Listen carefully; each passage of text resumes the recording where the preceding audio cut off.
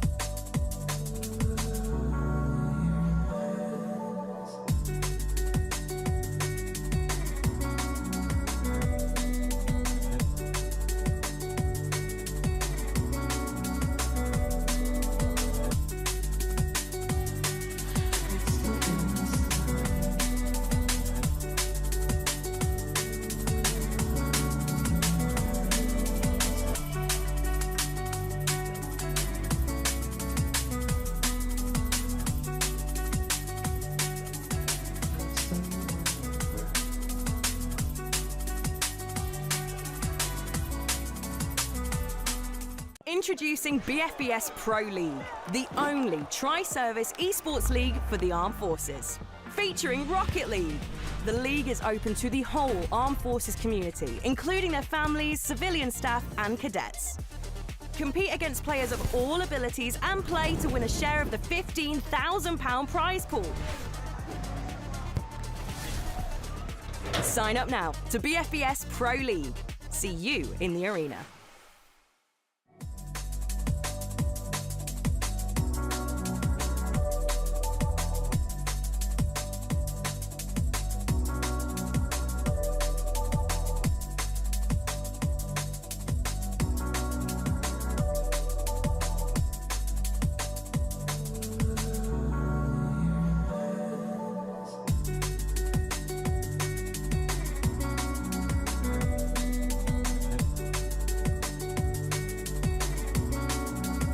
Compete against players of all abilities and play to win a share of the £15,000 prize pool. Sign up now to BFBS Pro League. See you in the arena.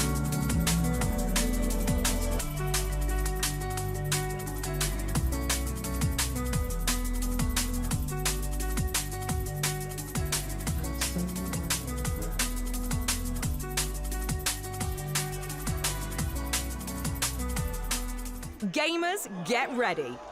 Introducing BFBS Pro League, the only tri-service esports league for the armed forces, featuring Rocket League.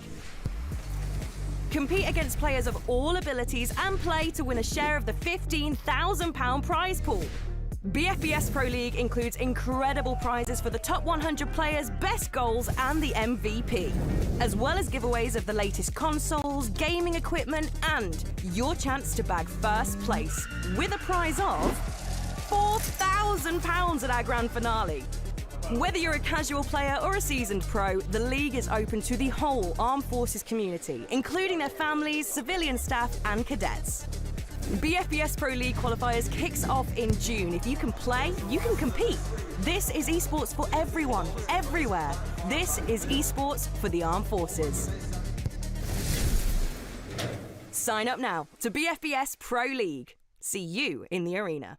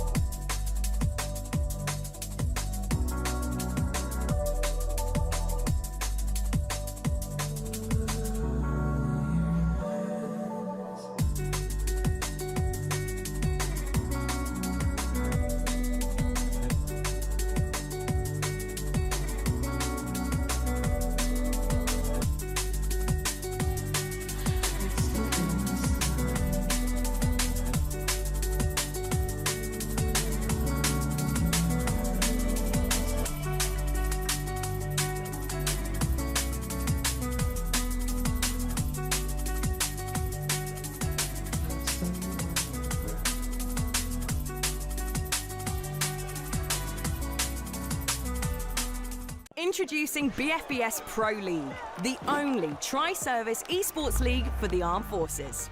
Featuring Rocket League. The league is open to the whole Armed Forces community, including their families, civilian staff and cadets. Compete against players of all abilities and play to win a share of the £15,000 prize pool. Sign up now to BFBS Pro League. See you in the arena.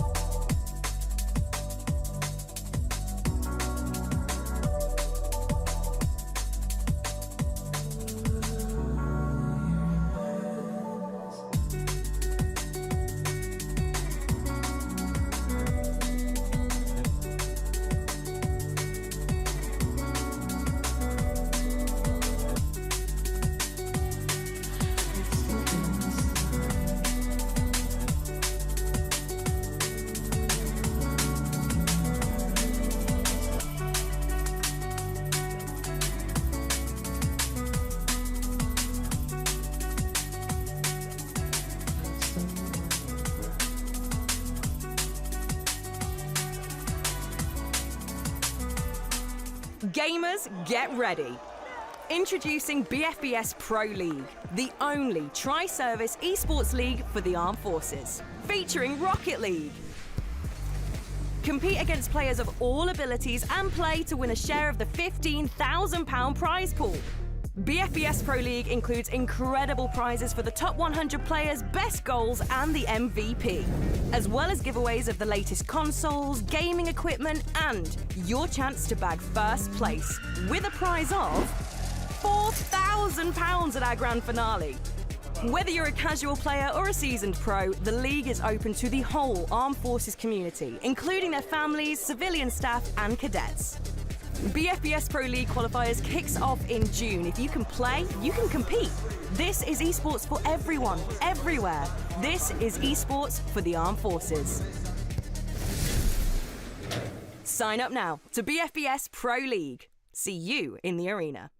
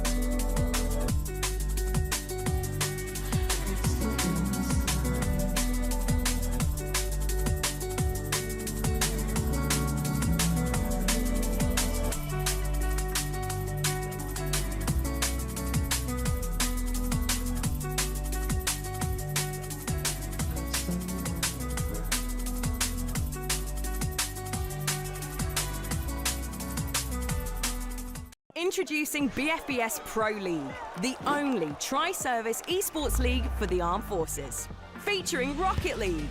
The league is open to the whole Armed Forces community, including their families, civilian staff and cadets.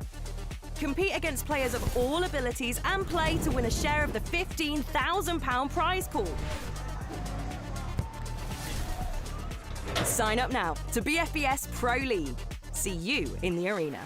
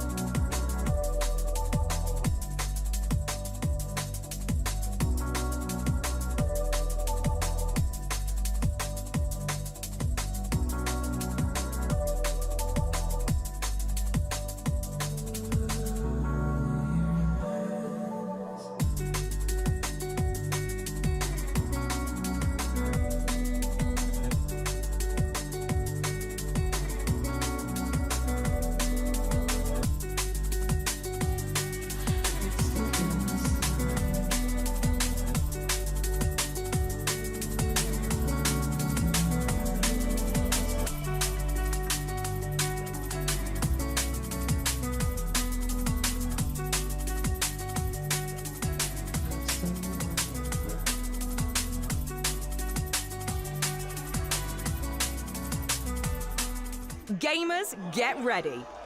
Introducing BFBS Pro League, the only tri-service esports league for the armed forces, featuring Rocket League. Compete against players of all abilities and play to win a share of the £15,000 prize pool. BFBS Pro League includes incredible prizes for the top 100 players, best goals and the MVP, as well as giveaways of the latest consoles, gaming equipment and your chance to bag first place with a prize of £4,000 at our grand finale. Whether you're a casual player or a seasoned pro, the league is open to the whole armed forces community, including their families, civilian staff and cadets. BFBS Pro League qualifiers kicks off in June. If you can play, you can compete. This is esports for everyone, everywhere. This is esports for the armed forces. Sign up now to BFBS Pro League. See you in the arena.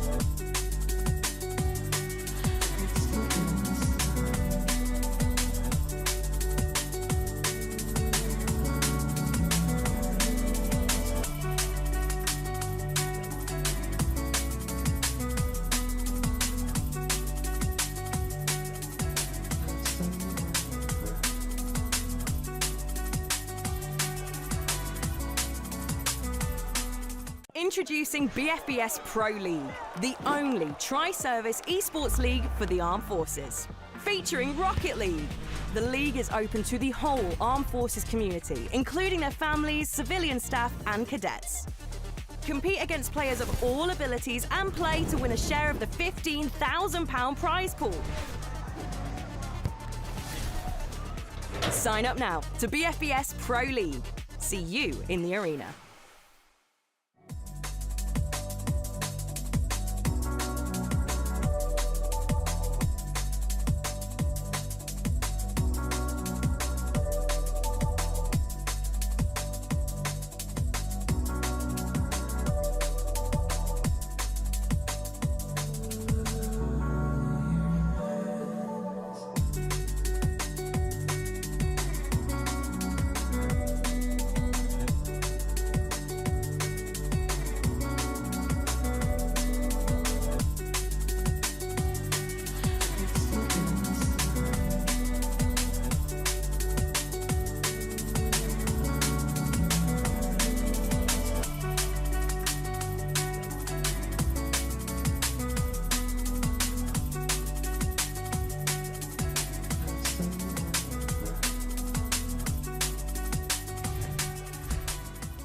Good evening, everybody, and welcome back to the BFBS Pro League, the inaugural Rocket League Championship for the Armed Forces community.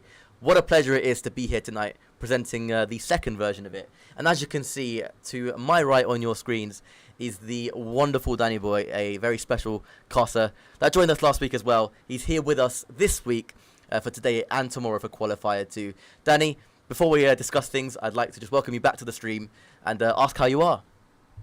Well, I'm doing quite well. I was actually surprised that you invited me back. I thought, last week, thank God Danny's gone here. But no, back again for another week. But you know what?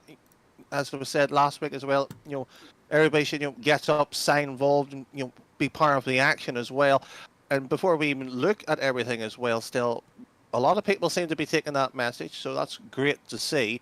But before we look at maybe the bracketed matches, how are you doing? Danny, I can't complain. Life is good. We've got some amazing Rocket League to look forward to. We're on Qualifier 2 of 8. New teams to look out for tonight. A nice mixed stream schedule as well with all sorts of plays in action. And let's just dive right into it. I think we'll go straight to looking at the groups, I think. So in Group A tonight, we have the RAF Storm Shadows, the #1 seed for this qualifier. We've got It Can't Go On Like This, we've got Crossbar Challenge, we have RAF Rattlers, we have UVG Demons, and Lossy Phantoms, Sean Dyche, in Group A. Group B consists of the Falcons, the winners of Qualifier number 1, Immaculate Vibes, Omnia, who we're about to see on stream for Game 1, Merlins, the Bulldogs, and 13th Legion, who again we're about to see on stream. Group C, we have No Boosters Vibes, the RAF Tempest, the Royal Navy Orcas, the RAF Hurricanes, Gamebred, and Los Polos Hermanos. And finally, in Group D, we have New Gens, Sparrowhawks, the RAF Shadows, Gold Diggers, Drink Drives, and the Bandits. Danny, it's going to be an insane action of Rocket League tonight, and I'm certainly looking forward to this one with you. Well, certainly should be a good evening, and I hope everybody at home while they're at work will be enjoying the action. Of course, 2-day event here. This is just the group stage. Of course, we'll see how the top 8 and the eventual sort of points and everything else plays out here. That we will get, of course, a bit more time to talk to you about how things will be shaping up. But still, you did talk about Group B. We do have 2 teams ready to go. So how about we let them, shall we say, taste the fresh air onto the pitch here and actually get things underway, because Group B has the defending champion Second C, which might raise a few eyebrows. We'll touch on that shortly. But Omnia, who reached top 8 last time around, actually beat the top seed as well going in from the quarters. Just, however, tad unfortunately in the semi-final stage.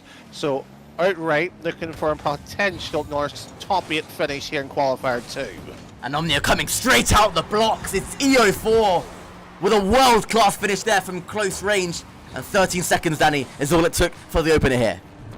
Certainly so, and funny enough, earlier this week as well, I don't want to suggest that it might be doing extra revision, shall we say, actually queued into EO4 quite a few times with my old Dutch team of all things. So he's actually playing quite well, just to give you a heads up, just in case you may have missed that opening goal. And here come 13th Legion. What can they do to respond? The EO4 rises high with the real defib. I'm gonna struggle with that one all night, I can tell already. Wavy Duck goes up, beaten to it by EO4 now. Eddie tries to do battle there with Ree. Wavy Duck and the real defib struggling there. They're in a bit of an awkward position, and there goes Krim, the star of Omnia last week out, who played so well, as you mentioned, Danny, makes it 2. It has been sort of tough opening, really, task here for the 13th Legion. Of course, new to the qualifiers, you'll have to play everyone. We didn't see them, of course, last week. So for their opening match to play against a top 8 side, that's difficult enough. And we were talking about in terms of how do you approach the group stage last week. So be interested to see, for it meant to be in quotations one of the weaker teams settle down. I did say play against one of the best sides. It gives you a good sort of booting for the rest of the tournament, as Grim knocks in the 3rd one here. Yeah, we don't have a lot of leeway. Remember, the group stage, as it was last week, is only best of 3s. And there are 5 best of 3s for each for each team to play this evening in day 1. And so you're right, this first game is a grounding for all teams. A chance to get your feet wet a little bit, to, get a bit of composure under your belt if you haven't played on stream before, if you haven't been part of Qualifier 1. You're right, Danny, it's going to be new to some of these players, and for this 13th Legion side, they've just got to settle. And they can't be too disheartened here if they do fall to this talented Omnia side. They've just got to take it in their stride and proceed to game number 2, or series number 2, if indeed they get swept aside here, in a positive mindset. So, and look, sort of the key thing with all the teams here, no matter whether you're sort of the top seed like the RAF Storm Shadows or like the 13th Legion, every match is a learning curve. It's what you build from it, what you learn and take away from it is going to be the key elements of it. And this is no disrespect to the 13th Legion. We don't know them that well. They could actually be relatively, compared to us, shall we say, still new to the game here. So for a competition of any standard, it's going to, not say frighten you, but it's a gauntlet, shall we say. It's sort of a rite of passage. You have to sometimes face a battering ram of 3, 4, 5, 6 goals and sort of going, right, that's the standard. How do we get there? You're right, it is a bit of a gauntlet and a trial by fire, as you say, for maybe for the less experienced players that are throwing themselves into the deep end. And that's a disgusting pogo by Crim. What a mechanical play that was. And Danny, that might be up there with one of the most mechanical goals we have seen on this channel in this tournament as of right now. Certainly so, and I'm getting too old to be a player. That was an insane pogo. Back in the day, you didn't have stuff like that. It's just hitting the ball really hard, somewhat vaguely on target. That was good enough to be top 100s. Now you got stuff like this. Yeah, that was absolutely glorious from Crim. And for those who don't know, to make that pogo happen takes an immense amount of coordination, amount of boost control, momentum play in it as well. So nicely done from Crim. And you can really see now Omnia stretching their legs. It's Eddie to make it 5. And it's pure domination here from Omnia. We kind of expected this somewhat opening statement from them, but we've seen the mechanics, bits of it, so the good bit about it being best of 3, especially for the weaker teams outright in terms of quality. You can have that upset potential. It's a lot more quicker to deliver, shall we say, a shock to the system here, the likes against Omnia. But if you're not there, it's going to feel like a long 10 minutes for them. And that's the worst thing about it. It's hard as we've been saying so far for the majority of it, how do you get your way through it so far here, positionally, the rotations. I mean, you work with the top end pros as well. That area still gets worked at, even at the very best. Absolutely. The professional players of Rocket League, your Cashes, your Pluvos, your Grammars, all the best in the world, your Zens, you can be absolutely sure they are working hard in scrims, in training, working on the fundamentals of Rocket League, which, as you say, Danny, one of the biggest fundamentals you can possibly master is your rotational mastery. If you can get that right, 99%, with 99% comfortability, like, it makes your gameplay so much easier as a team, where you know where each other's going to be, you know exactly where you need to go based on what play you've just made. But right here tonight, you can see Omnia in this first fixture have those fundamentals, down to a very good level. Unfortunately, 13th Legion are paying that price at the moment against a really clinical Omnia side that have just went 7 goals to the good. Certainly so, and teams yours are facing this sort of upwards hill as well. I mean, we had the epic sort of Sean Dyche of last week as well too, in the Lost Phantoms lineup, where we saw even on the socials, their setup and everything else. The 13th Legion, I would like to see what their setup is. I feel like we're sort of having a sort of show and tell here, sort of take maybe potentially down the line here, because I remember when the RAF first set up, as you rightly know, back in the day here, when the likes of maybe Psycho popped in, oh, who's this here, top 32, top 16 ex, coach and everything else, given a few pointers here. Now suddenly a lot more developed, and we've seen it with the RAF teams last week with 3 in the top 8 here. Is goal number 8 potentially creeping on here. I mean, we might see that maybe the 13th Legion might need to steal a few, shall we say, lessons from yourselves still. Well, there's a start for everyone, isn't there? As you say, Daddy, the Royal Air Force Rocket League scene really, wasn't as developed as it is now, say 4 years ago. We're talking, there's a server with maybe 10, 11 people in it. Nobody really played the game that much, at least openly said that they played the game within the Royal Air Force scene. And, since then, we've grown into trials, we've then made official teams, and it only just spiraled upwards out of control since then. And now we have players that, like myself, who coach professionally. We have players that we have our own RLCS run as well, that we've almost made day 2 in. We've developed so much since then. And for 13th Legion, this could be that first step on the ladder for them. It all starts somewhere, right? And this could be their first experience of competitive Rocket League, and may be the spark that ignites a competitive career for them. Who knows? Certainly so, and that sort of spark as well, near enough after a year, sort of give or take here, the likes of Insomnia was a thing when the top team includes of P perhaps as well. We may have seen Migra, who Unfortunately now as a veteran, would have loved to seen him play in the competition like this here. Maybe he might decide to later on. And Hopper, the former, of course, top captain of the RAF White team, as it was known there, is the first goal rattling on in here. So we'll see the likes of the RAF teams later. In fact, the series after this is too. But Eddie decided to put one in here, so it's just not the Crim show so far. Yeah, and Omnia showing that they are a balanced team. They don't just rely on one person's flashy plays. All three of them can be effective from close range, from distance, from medium range. And so far, so good for them, as their plan is simply working a treat. And all they have to do to get through to the top 8 is simply beat who is in front of them. And so far, that's exactly what they're doing. And you can see, to be fair, an improvement already for 13th Legion. They look a bit more comfortable now. They don't look as rattled, shall we say, as they were in the first opening minute of game number 1. As Crim leads it for Eddie. Eddie goes up, and Wavy Duck almost got to it. It's unfortunate for him, because I actually thought he defended that quite well. But the 50 from Eddie was clever, and the finish was brutal. They double their lead again. Gotta say, Wavy Duck's probably the best name I've seen in a while.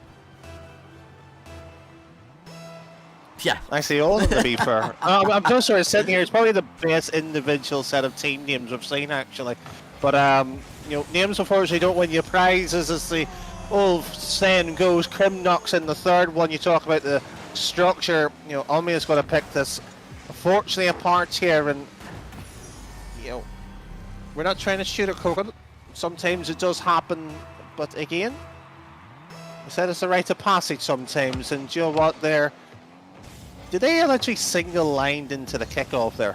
I haven't seen that since 2015. 2015 Rocket League being played live here on the BFBS Esports channel. You saw it first. You saw it first here. Well, I guess you would have seen it for the 1000th time if you want to go back to 2015, but it is what it is. It is what it is. And, well, you have to admit, though, they have improved. 13 They've made an improvement since game 1, and that's all you can do, Danny. If you are one of the less experienced teams, just give it a go. And just throw yourselves at these higher seeding teams and see what kind of damage you can do to them. You have nothing to lose, you have zero pressure. And I would like to see 13th Legion get a goal here from somehow, some way. I would love to see it, because I feel they deserve something from this series. And they're 3-0 down now with 3 minutes to play. It's unlikely that they'll make a comeback, you know, into the series as a whole. But it'll be nice for their confidence and for their own ability to get something from this series. And who knows, that might be the, like I say, the spark that ignites them. See, so I might be that old school. I've got a different outlook to that one still. Yeah, you are brutal though. You are historically brutal. Oh, I'm well aware I'm historically brutal. But, you know, a lot of these days in the modern game, you might hear me say that every so often. At least once a series. The fact that you're talking about scoring a goal here as that one creeps in the 4 here. If it was myself here, I'd be looking at it sort of going, you've lost the first game 7-0. That's the benchmark. Don't concede, you know, 6 goals. You know, don't worry about scoring, worry about not conceding. It might sound a bit foolish, but once you build that stronger foundation, it gives you a better springboard.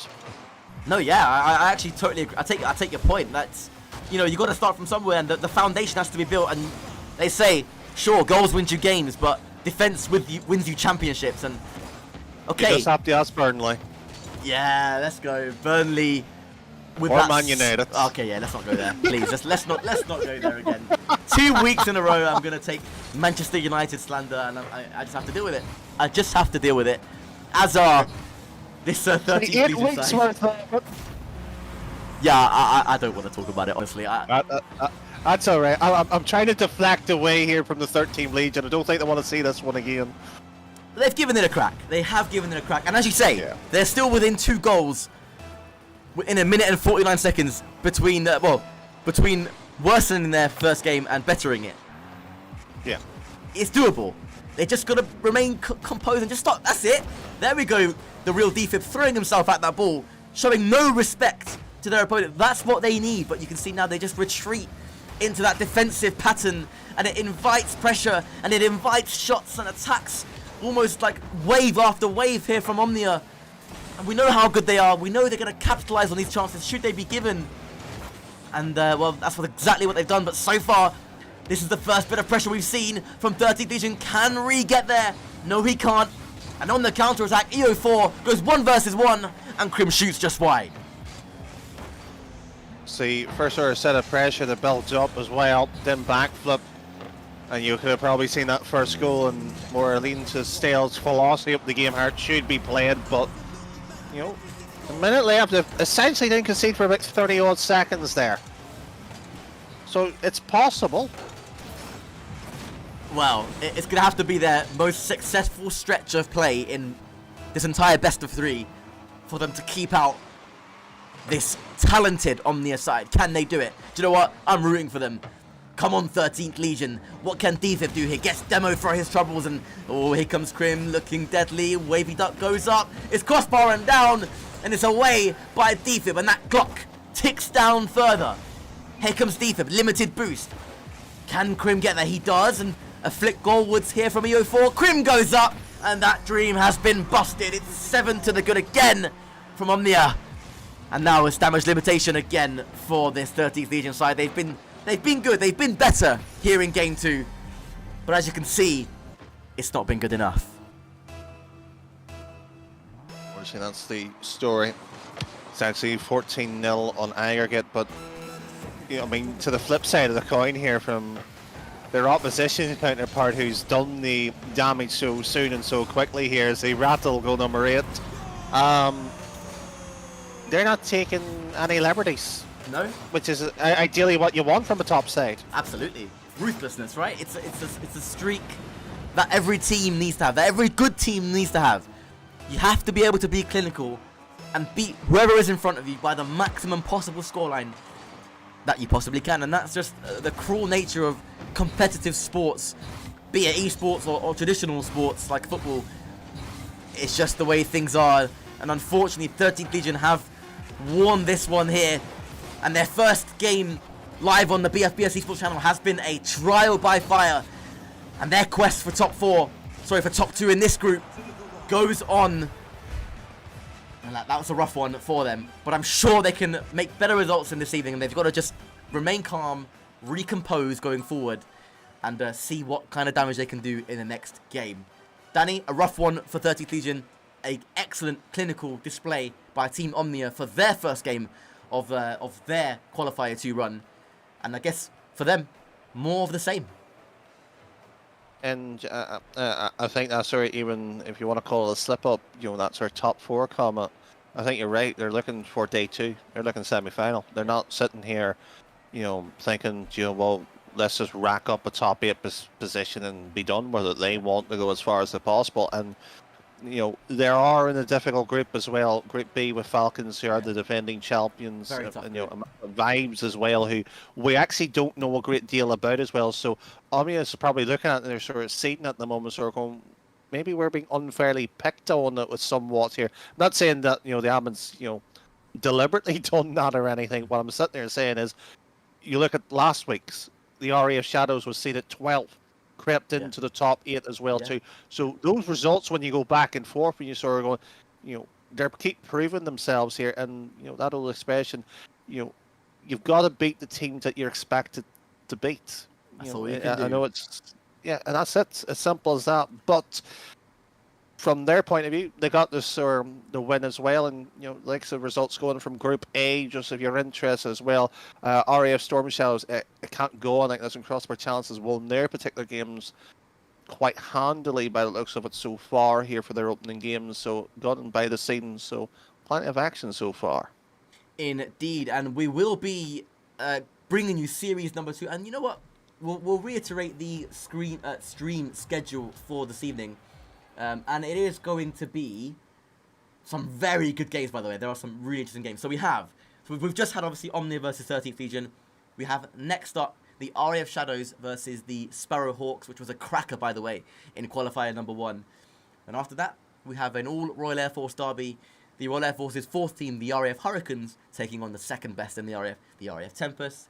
And then the penultimate series of this evening is the Royal Navy Orcas versus No Boost, Just Vibes. The team that were favourites to win last week, but succumbed to a talented Falcons side in the grand final. And lastly, we finish off with last week's winners, the Falcons against Immaculate Vibes. Plenty of action to look forward to. We are going to take a very quick break before we bring you series number 2. So stay tuned, grab some snack, get some drinks, be comfortable, and we'll see you back here in 10. Introducing BFBS Pro League, the only tri-service esports league for the Armed Forces. Featuring Rocket League. The league is open to the whole Armed Forces community, including their families, civilian staff, and cadets. Compete against players of all abilities and play to win a share of the £15,000 prize pool. Sign up now to BFBS Pro League. See you in the arena.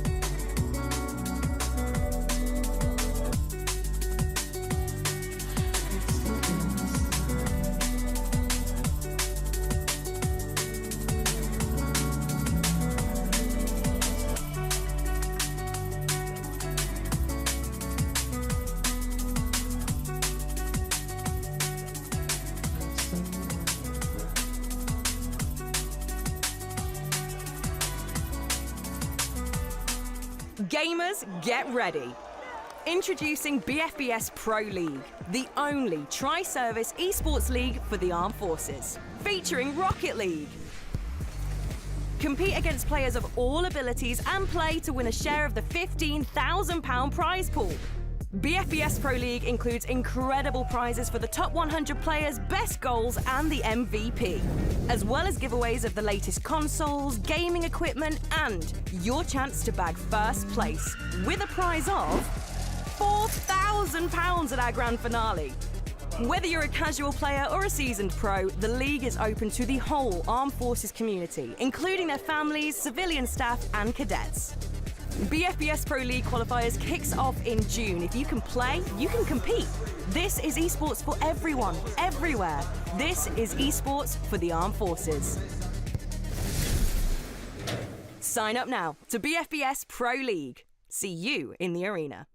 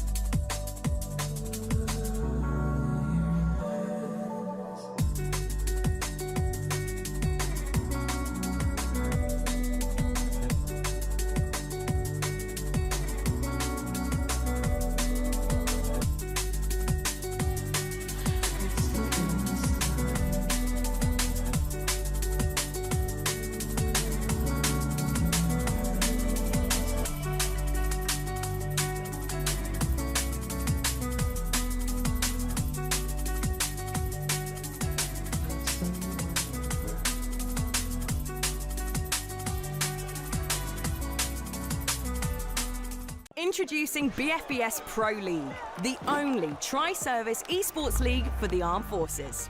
Featuring Rocket League. The league is open to the whole Armed Forces community, including their families, civilian staff, and cadets. Compete against players of all abilities and play to win a share of the £15,000 prize pool. Sign up now to BFBS Pro League. See you in the arena.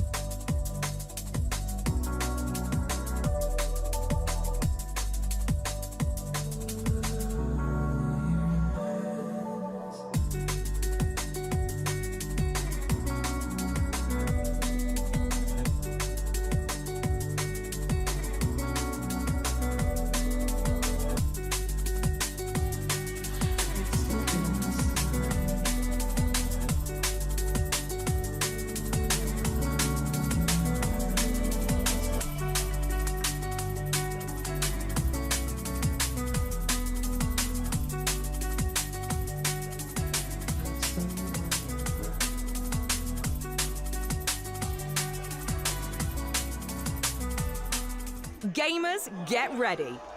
Introducing BFBS Pro League, the only tri-service esports league for the armed forces, featuring Rocket League. Compete against players of all abilities and play to win a share of the £15,000 prize pool.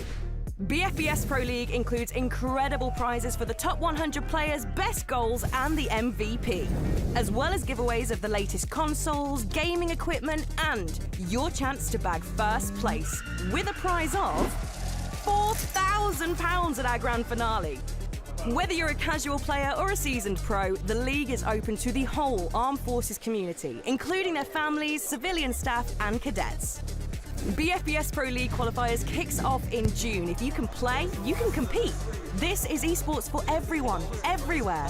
This is esports for the armed forces. Sign up now to BFBS Pro League. See you in the arena.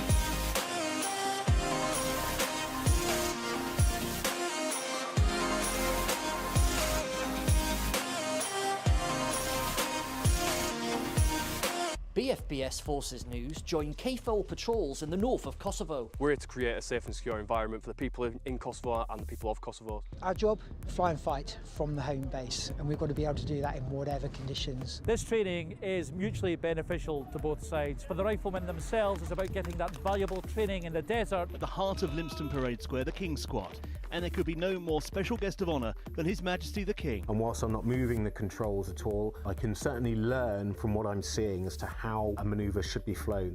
This year, 337 recruits have completed training. That's a first-time pass rate of 99.7%, which is incredibly high. So we have a philosophy on this ship called the Way of the Warrior Sailor. It argues that in order to create morale, you must love and value everybody. This beam here came from HMS Indefatigable. The beams from the Armada were eventually integrated into the pub.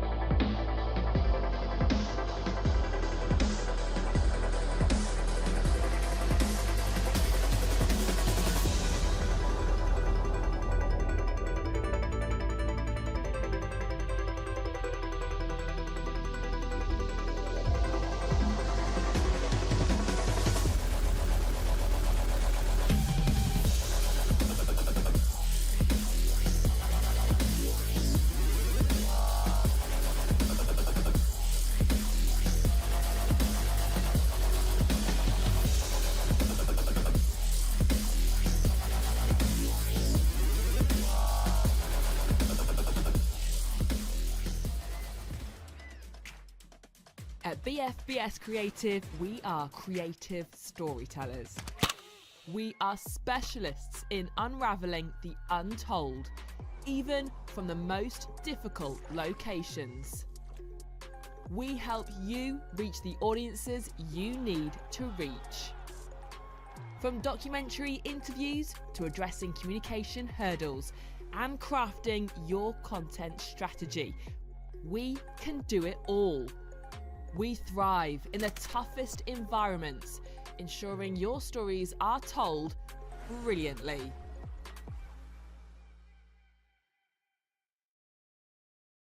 Good evening, everybody. Welcome back to the RES Storm Shadows channel. I am once again joined by the immeasurably enthusiastic Roman in the commentary box this evening, Roman. And as you can see on your screens there, it is the RAF Storm Shadows taking on the Army Esports side. A fascinating insight into what we might come to expect in the inter-services. But for tonight, it's the Armed Forces Dungeon League. Let's get this show started. Carries this forward, gets 50 with Fraz. Ed, get into that one. Envy tucks it away. And as I say, they need an opening goal. They have managed to get one here, 1-0.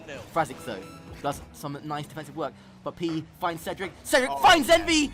Beautiful stuff from the RAF Storm Shadows. 2-0. Approximately a minute and a half left to go. Envy goes for a pass to P. P with a shot. P with a goal. Tucked away in the top left corner. 2-1 to the RAF Storm Shadows. And they are shining through here after the Army. They've struggled to rotate. They struggled to get into position after kickoff.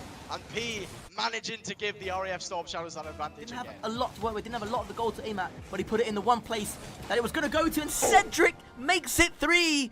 And the floodgates are beginning to open here for the RAF Storm Shadows. A great 30-second burst, and now they've just got to hold it or even go for more. Air power wins the matches in Rocket League, and you can't tell me otherwise as Ed will tuck that one away, and the Storm Shadows have the advantage here with 3 minutes left to go. Nothing about air superiority there. P just managing to get a pass across. A very strong 50 indeed, and Ed had an entire net to tuck it away. 1-0 to the Storm Shadows, and the Army, they've been crumbling since game 3. To control this one and take it downfield, intercepted immediately by Ed, and this pressure from the Storm Shadows has been relentless, and Envy, the man from Cosford, will tuck this away to make it 2-0, and almost an improbable comeback for the Army to try and pull off with 90 seconds left to go. The way they've been playing, the RAF Storm Shadows, they're currently unstoppable. The RAF Storm Shadows, an incredible goal. They've done it again, and it's 2-0 now, and it's 3-0 now. The lead looking unassailable. Gives Ed some time here on the sidewall, gets it up. P is on the backboard lurking. Is Ed going to get this one away? No, but Envy's going to be there. Envy's going to tuck it away. It's 4-1 to the RAF Storm Shadows. Rose-tinted glasses are on, and I don't care. It is game over. The RAF have trampled the Army. 4-1. Could be 5-1. I don't care what the scoreline is. It's going to be game over with 1:06 left to go. You're going to have me in the commentary box. I'm going to be hyping the boys the entire time, not just the Storm Shadows, the Sentinels and the Shadows as well, as this game comes to a close with almost P tucking away a very nice shot there, just drops at the death. Storm Shadows 3, the Army Sparrows 1, and well, the Storm Shadows did it in fashion late on. Hi, I'm AS1T Stelios Elia. In-game, I'm known as SE1997. Corporal Elliot Greenwood, and in-game I'm known as G-Wood. My name is AS1 Tech Edward Nussy-Waite, otherwise known as Cedric in-game. It's already looking like they've upped the bar from last year, which is a really tough job to even do that. We are looking forward, not just myself, but as a team, to going out on that stage and representing the Royal Air Force as best as we can. Playing up on a stage like this is the first time. We had a thing called Rank A, where it was all the top players played against each other, and then we picked our teams. I've finally made it into the first team after a lot of hard work. Both my teammates are really talented. We gel super well. Really looking forward to playing with them on stage and seeing what we can do.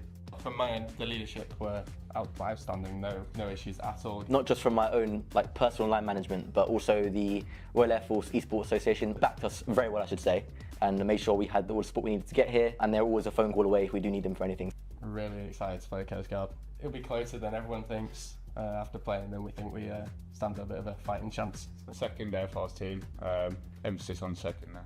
They're a solid team, really good players who could do some damage for sure. Although we are in different forces across NATO, we are colleagues, so it's nice to meet them in person and just have a laugh and play against them and hopefully beat them as well. You ready? AFG, you're washed. Coast Guard, you ain't as good as you think you are. We're coming for you. Space Force, stick to mini golf. We're going to win it. No, we're not. We're going to win it. We're going all the way. I thought it was good until I saw them play. The Americans will never hear the end of it if we end up winning somehow. Look, I'll shake on it. You know me, I don't drink. I will drink heavily if we win. That the pressure put down. Stelios with no boost thrown into corner will be wildly out of position. G-Wood needs to put it to the air. Don't go towards net on this one. Instead, Cedric go for the double touch. It's a beautiful finisher. 19 seconds into OT, and the RAF already going to match point. That's right, boys. Once again, I'm joined alongside none other than Stelios. Stelios, at the very start of that match, you pointed out the fact that the strategy was aggression, was confidence. Do you personally feel like you guys delivered on all fronts? Yeah, it was a series that we just stuck to the plan and executed it to perfection. I felt really good myself. I felt the other boys also played their part individually, and then we executed the plan as a team together. It was almost perfection, which means we've got to live up to that in the next round as well. So we can't just rest on our laurels. We've got to take it forward. Well, for you personally, you were the first one to score goals across, I think, 2 or 3 of those matches that we saw there as well. Was that part of the game plan for you to be the force of nature, as it were, in this matchup? I'm certainly a force of nature, but usually not in front of goal. Welcome back to the BFBS Esports Twitch and YouTube platform, wherever you're watching. And, well, an interesting game up next, Danny. I'm sure you will agree.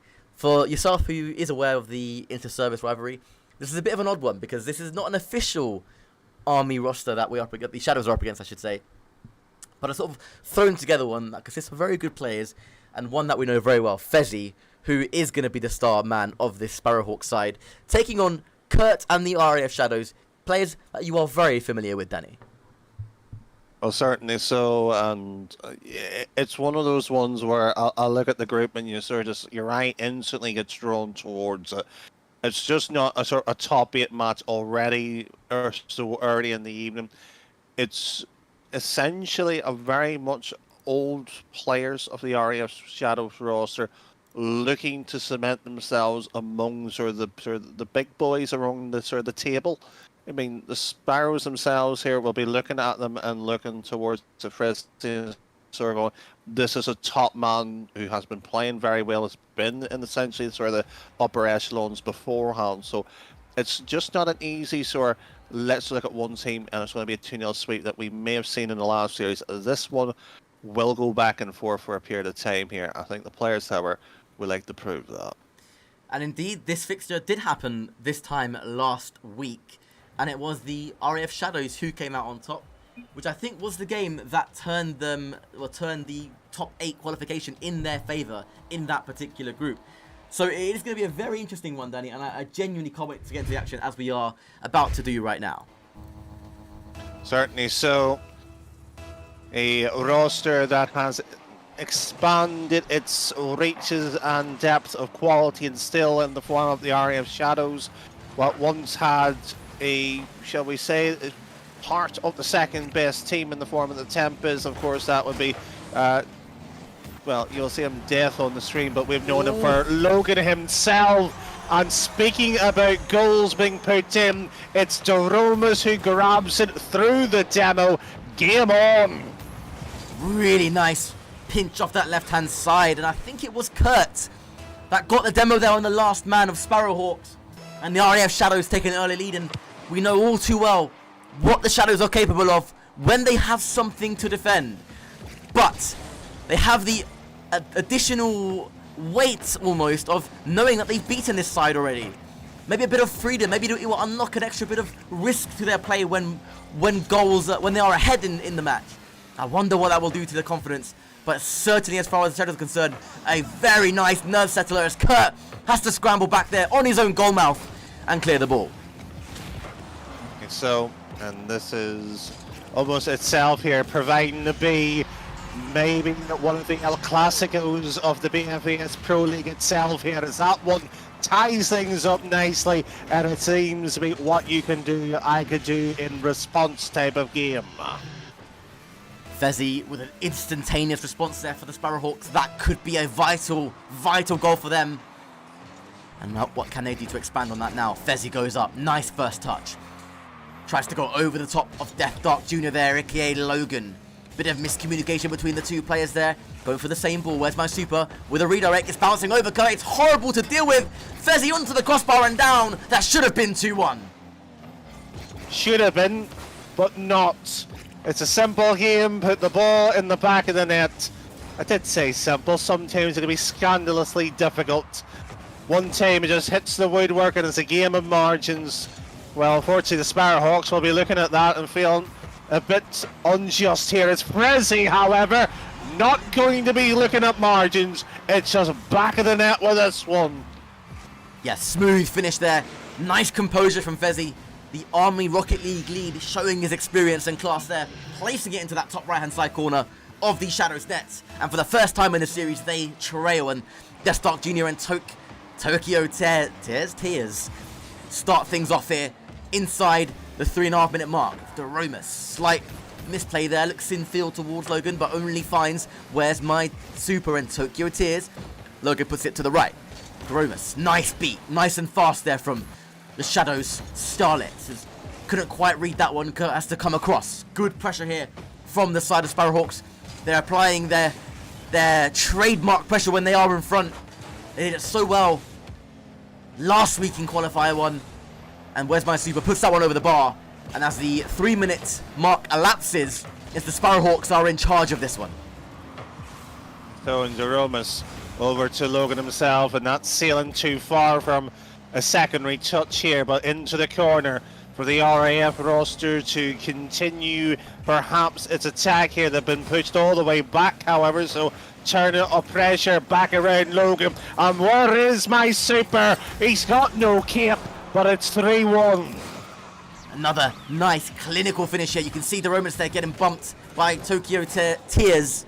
Very clinical from the last man of the Sparrowhawks there, and a great finish. Central but high enough to get over the car of the captain of the Shadows, Kurt, who couldn't quite get back to that one in time. And now the Shadows, 2 goals down. What can they do to overturn this deficit?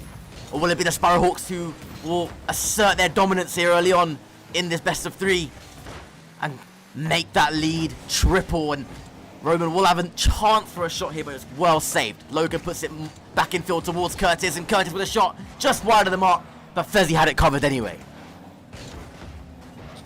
One of those type of games this is that has just shown arguably the best of day 1 type of games, and it was the top 8 Sattler. This was, can almost sense the importance. Both sides know it already as Frizzy straight down, and Logan for the double, not going for it. Doromus can only follow suit here. So Kirk, does he go bold or does he stay disciplined?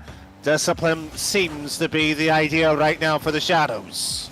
Fezzi knocks it to that right hand side. Such a dangerous area of the pitch as far as the Sparrowhawks are concerned. They've been successful from there a few times already. And it goes back to Where's My Super. That's an awkward touch. Fezzi went for it but misses, and this might be a chance here for the Shadows to sneak back into the game, but Tokyo Tears able to clear the ball and gets the demo on Doromus. This will be danger. Fezzi will be there, and he backflips in front of goal. Oh no. A glorious chance for 4, but it goes amiss. Secretly, the words was, oh yes, if you're from the RAF community. Still there, he's just trying to be a little bit unbiased. Was a cheeky grin probably in the camera. Was too afraid to look here as Doromus looking at, unfortunately, Logan hitting the woodwork. There will be a few grimace looks by both sides for 2 separate reasons. With 30 seconds still left, 2 goals trailing the Shadows. They're knocking, but unfortunately not able to cross this bridge here. Oh, there might be a goal-scoring opportunity here for Kurt and the RAF Shadows. And a glorious finish into that top right-hand side corner means that with 27 seconds to play, the lead slashed in half. They're back to within 1. And it's anybody's game, but the Sparrowhawks with a slight advantage now. Slight. Game 1, massive in terms of what momentum can be for the series.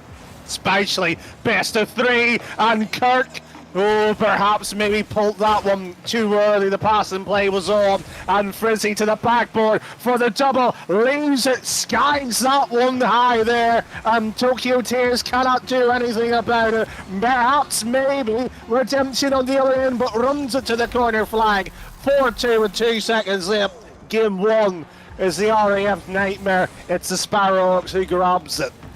Clinical, absolutely clinical from the Sparrowhawks there. 4 or 5 chances created throughout the game. 4 goals converted in such a manner that meant that any slight mistake from the Shadows was punished. And that is superb play as far as the Sparrowhawks are concerned. More of the same for them, which will see them, of course, to a 2-0 win against the RAF Shadows here. However, those eagle-eyed viewers would have spotted a bit of momentum shift there towards the end.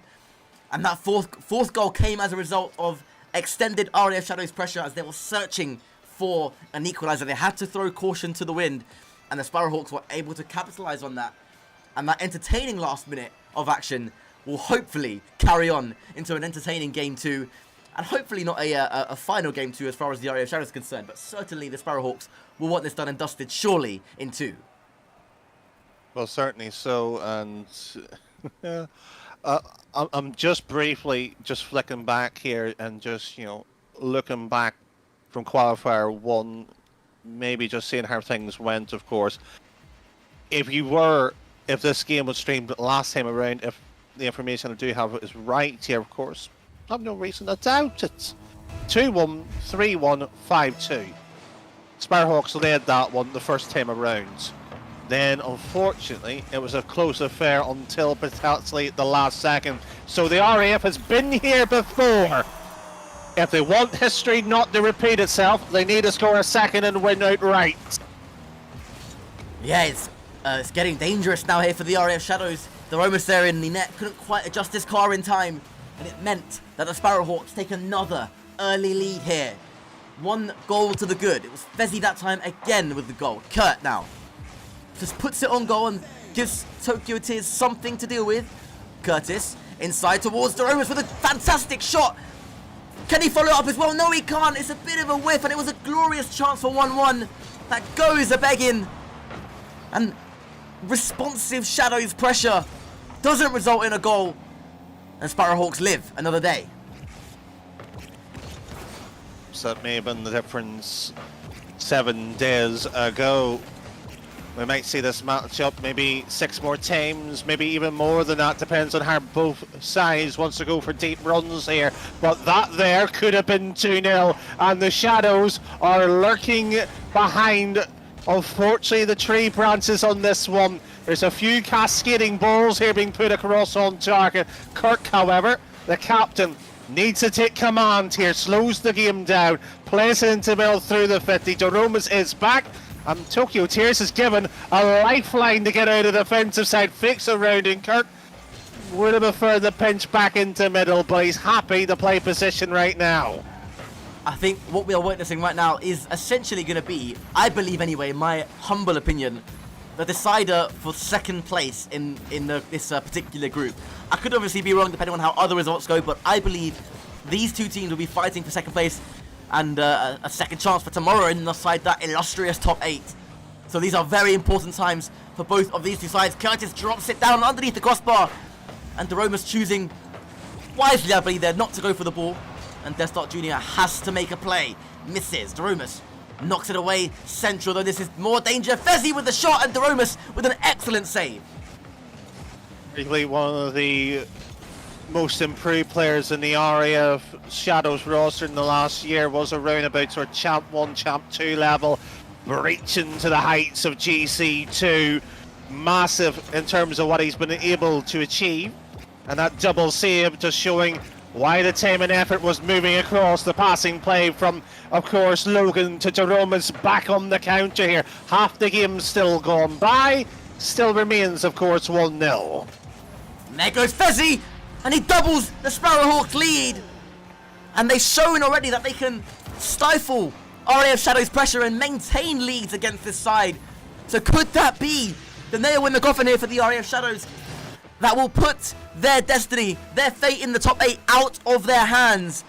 Or will there be some kind of a fight back, some kind of twist? And it needs to happen soon, if at all. But the Sparrowhawks have been absolutely phenomenal in their efforts here this evening. I disagree with that. They have stepped it up.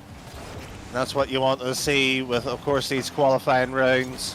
And in the group stage, what can you do and how can you improve? As Tokyo Tears leathers that one on target, the dink here, and Jerome sends it long and wide, dunks it here, so half a chance, of course, if they can get this pass through. Beaten away here was Logan. Where's my super? Tries to fake that one in middle. Kirk's having none of it though. Yeah, the great wall of El Curtino there, just doing enough to stop the third going in. And where my super goes up now. Nice double touch there to continue his forward momentum away to the right-hand side. And Doromus with an excellent save. And will we be looking on that save in a minute and a half's time, thinking that was the moment the Shadows would have lost this series? Will that save prove to be the saviour of the Shadows? Time will tell. but they've got so much work to do. They've first got to find a singular goal. There is a chance here, and surely there'll be a Shadows player on the end of it, but there isn't that time. And the counter-attack, will it go in? It's off the post, just fine. Tokyo Tears off the back ball, Fezzy back down. And Sparrowhawks unable to make that pressure pay. Dancing in that 18-yard box. Just dancing as that one just, once again, tempting for the RAF lineup to get another one in. The third best roster was in the top 8 last time, as you rightly pointed out. Was in their own hands last week to guarantee that position. They have, however, still 40 seconds to grab. One goal followed by a second OT if they want to, of course, win it and force the decider. But all of that seems ever so unlikely. And Frizzy, if he has that on target, will have it. Certainly now the Shadows are requiring opposition to help them out here with the rest of the group. Yeah, that's got to be game, set, and match now here in series number 2 of 5. Live on the BFBS Esports channel. It is going to be Sparrowhawks continuing their rich vein of form here in this group. It will be 2 out of 2 from them. Sorry, for them. And it will be 1 from 1 now for the RF Shadows, who will progress to their 3rd game with 1 win under the belt and 1 loss from this series. So, again, technically not out of their hands just yet, but it will rely heavily on results going their way. And it really is a battle now for that 2nd position. But the advantage, you have to say, Danny, is going to be with the Sparrowhawks. They've earned the right to lose that spot, if anything. Yeah, I'm going to say somewhat on the fence. I'm normally quite good at giving an opinion out, as you know, still, but Group D is a difficult one to work out, but keep it as you're saying here. They've lost it in terms of the control of it, which is a shame. We know they've worked hard off it, but the Sparrowhawks with Frizzy on that team, different animal to somewhat maintain, if not control, and yeah, you know, sure. Yeah, I'm looking at the rest of the group. The few results did pop in there briefly. It's not as, shall we say, a 3 sort of dragon in Group D. There is, however, a sort of 4th contender. Maybe might sort of cause a few upsets. So with that, you know, I think the RAF Shadows just need to continue putting the shall we say, the pressure on the Sparrowhawks, because they did crumble. The Sparrowhawks, if they swept, would have went through. They didn't, and unfortunately went in terms of that 3rd place position, of course, last week. Indeed, and well, I think there's nothing else to do, essentially, other than reflect on a great win by the Sparrowhawks, who now take full control of their destiny in Group D. And for the Shadows, it's back to the drawing board and seeing what they can do to push through this last 3 series of the evening and hopefully go 3 for 3, if at all possible, which includes a really tough game against New Gens, who are ranked 4th in Group D. Next, we'll be turning our attention to another group and a very interesting battle as well. And Royal Air Force Derby, the RAF Hurricanes, taking on the RAF Tempest after this very short break. Don't go anywhere.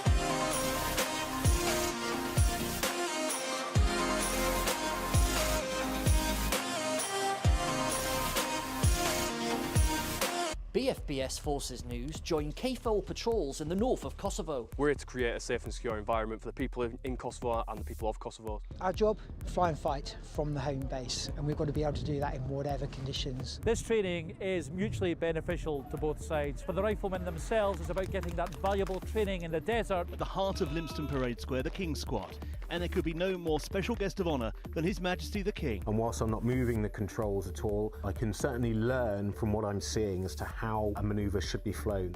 This year, 337 recruits have completed training. That's a first-time pass rate of 99.7%, which is incredibly high. So we have a philosophy on the ship called the way of the warrior sailor. It argues that in order to create morale, you must love and value everybody. This beam here came from HMS Indefatigable. The beams from the Armada were eventually integrated into the pub.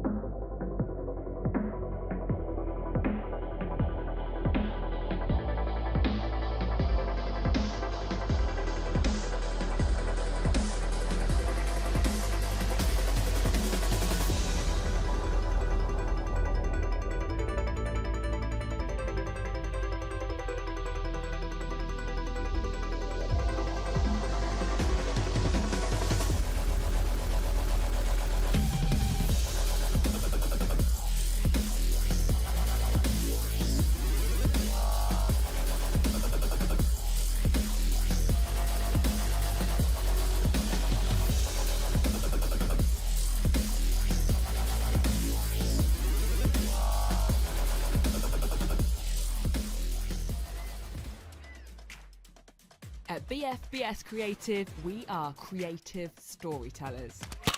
We are specialists in unravelling the untold, even from the most difficult locations.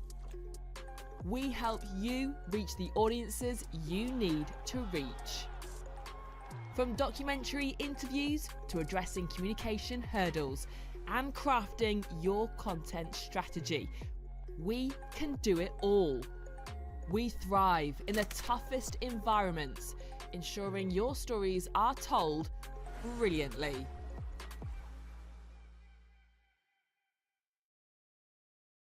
Good evening, everybody. Welcome back to the RAF Storm Shadows channel. I am once again joined by the immeasurably enthusiastic Roman in the commentary box this evening, Roman. And as you can see on your screens there, it is the RAF Storm Shadows taking on the Army Esports side. A fascinating insight into what we might come to expect in the inter-services. But for tonight, it's the Armed Forces Dungeon League. Let's get this show started. Carries this forward, gets 50 with Fraz. Ed, get into that one. Envy tucks it away. And as I say, they need an opening goal. They have managed to get one here, 1-0. Frazic, though, does some nice defensive work. But P finds Cedric. Cedric finds Envy. Beautiful stuff from the RAF Storm Shadows. 2-0. Approximately a minute and a half left to go. Envy goes for a pass to P. P with a shot. P with a goal. Tucked away in the top left corner. 2-1 to the RAF Storm Shadows. And they are shining through here after the Army. They've struggled to rotate. They struggled to get into position after kickoff. And P managing to give the RAF Storm Shadows that advantage Didn't again. have a lot to work with, didn't have a lot of the goal to aim at, but he put it in the one place that it was going to go to, and Cedric makes it 3! And the floodgates are beginning to open here for the RAF Storm Shadows. A great 30-second burst, and now they've just got to hold it, or even go for more. Air power wins matches in Rocket League, and you can't tell me otherwise as Ed will tuck down away, and the Storm Shadows have the advantage here with 3 minutes left to go. Nothing about air superiority there. P just managing to get a pass across. A very strong 50 indeed, and Ed had an entire net to tuck it away. 1-0 to the Storm Shadows, and the Army, they've been crumbling since game 3.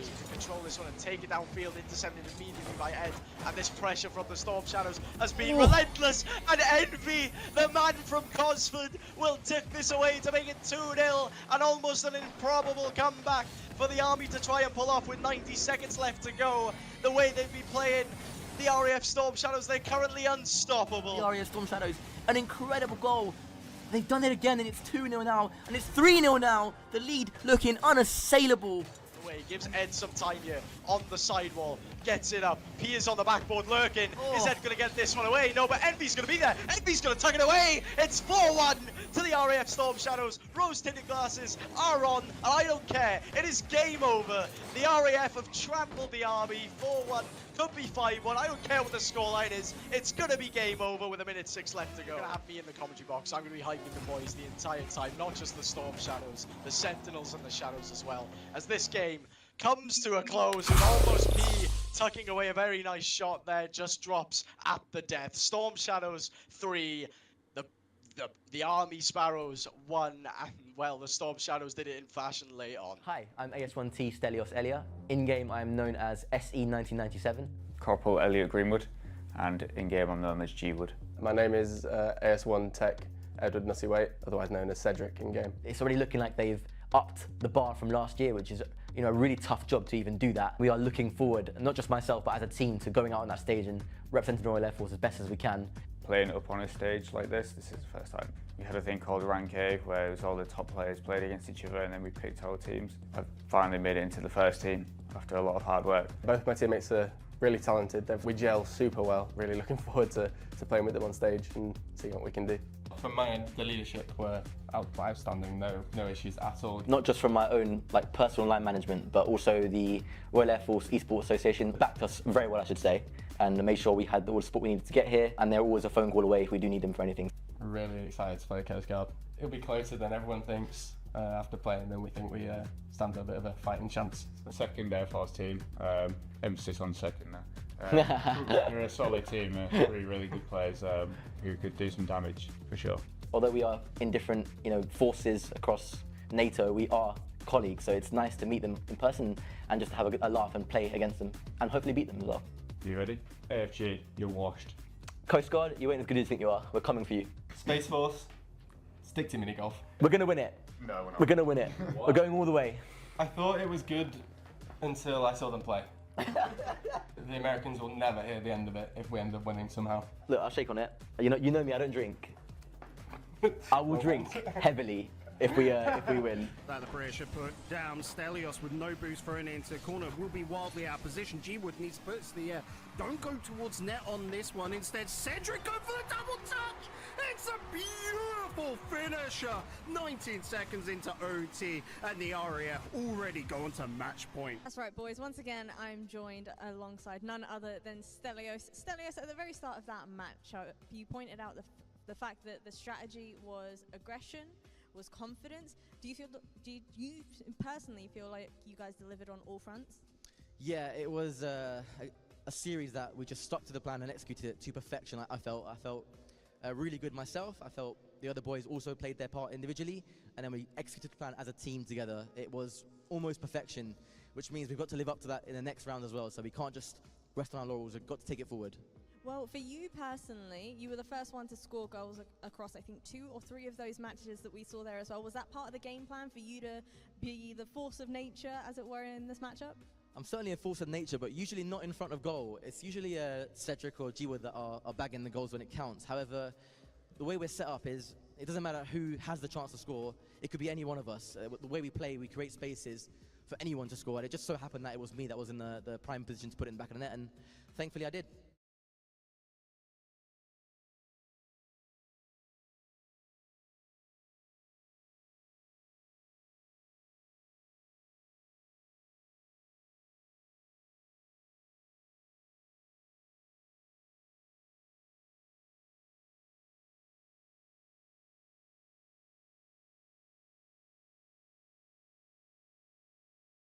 Half, but not for too much longer. Sentinels have broken free, although only momentarily. Now into the retreat. Cedric and Asher, not for the first time today, failing to meet the problem at the source.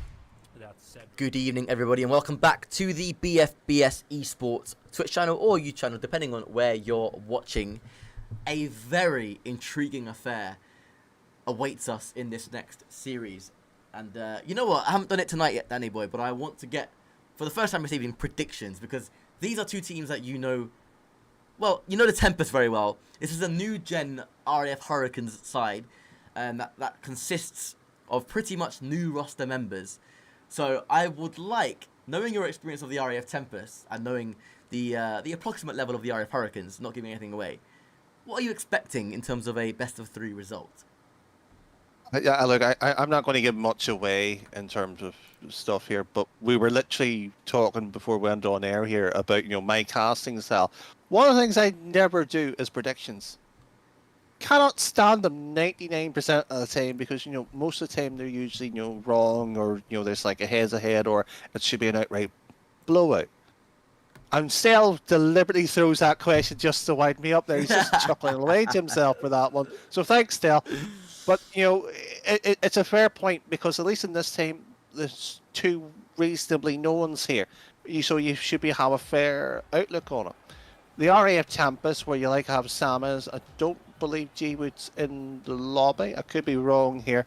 Actually, my apologies. The legend is actually returning. We didn't have him last week, so we get to potentially see what the captain can do here versus a very up-and-coming new roster, but it's 2-3 levels down. You know, for the Tempest here, you know, we're talking about, you know, getting into the top 8.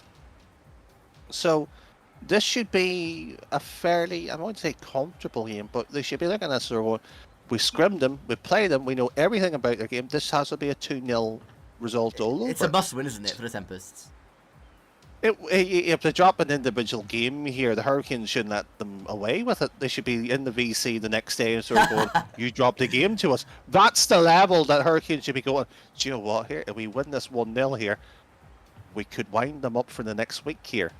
You know, that's the type of level. I'm not saying the Hurricanes should, you know, come out here and think they should win, but just to take a game off them, sort of going, you're not as good as you think you are. And that may be also an incentive for the Tempest as well. But, you know, we know them quite too well still, and hence, you know, there's a lot of banter between the two sides. And I think Cuddles and G-Wood and Samas, when they hop into the VC, they're going to give a lot of lip between each other, but it's always in good spirit. But unfortunately, friendships has to be put aside here. It's the best of 3. They want to win. Indeed, and the signal has been given to get this best of 3 underway.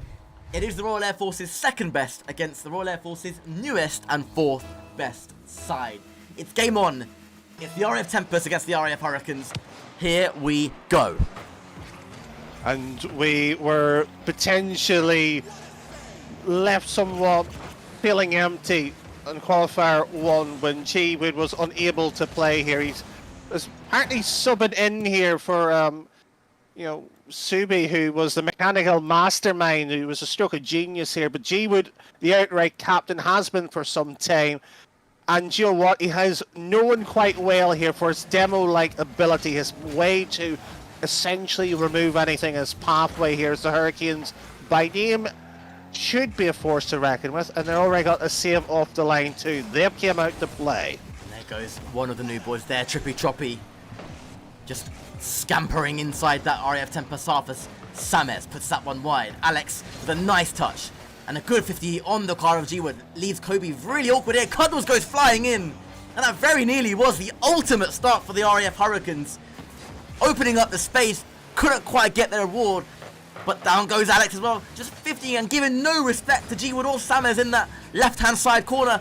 As you see it from the RAF Hurricanes' perspective, Trippy Choppy centre finds only Kobe, who makes a mistake, and Alex can't quite divert the shot on goal.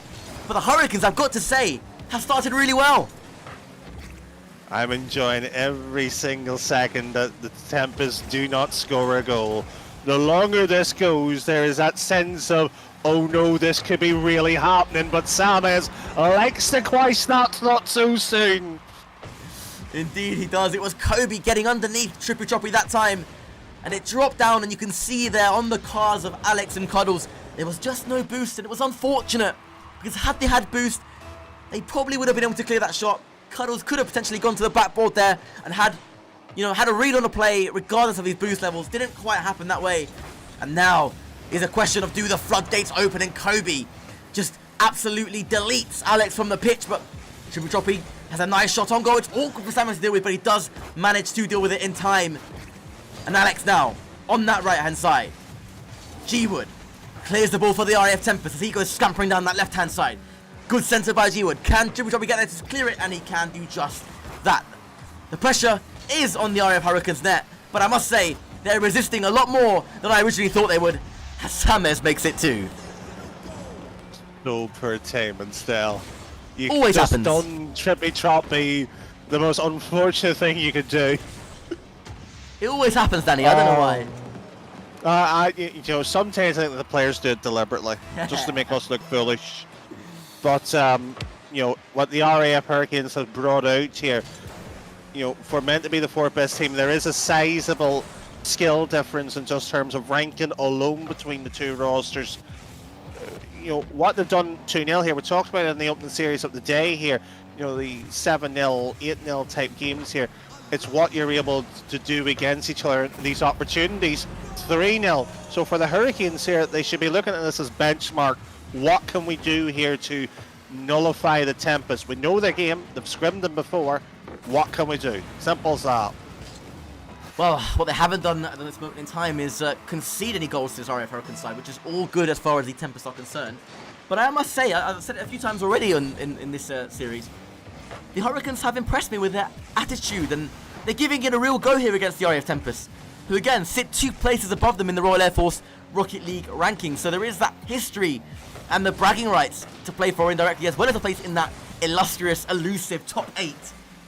But again, I'm impressed. This is a Hurricane side who they're starting a new journey. It's a new roster, and they're giving it a good go, and it's exactly the type of attitude that they're going to need to improve, and maybe even start challenging the likes of the RF Shadows, who are 1 space above them. But it's 3-0 as it stands here in game 1.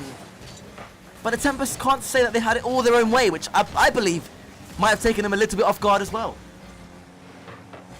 Surprised at that, and based on my introduction going into this series, you would have probably thought 4, 5, 6-0 within the sort of space of 2 minutes. That just shows you what the level that the Hurricanes is trying to play at here, and you know, risk and reward, and they're going for the full risk of it. I have to respect it. I'm not a fan of it myself, if you ask me, but 4-0, it's not too bad here. And you want to talk about legacies and the ability to improve of it.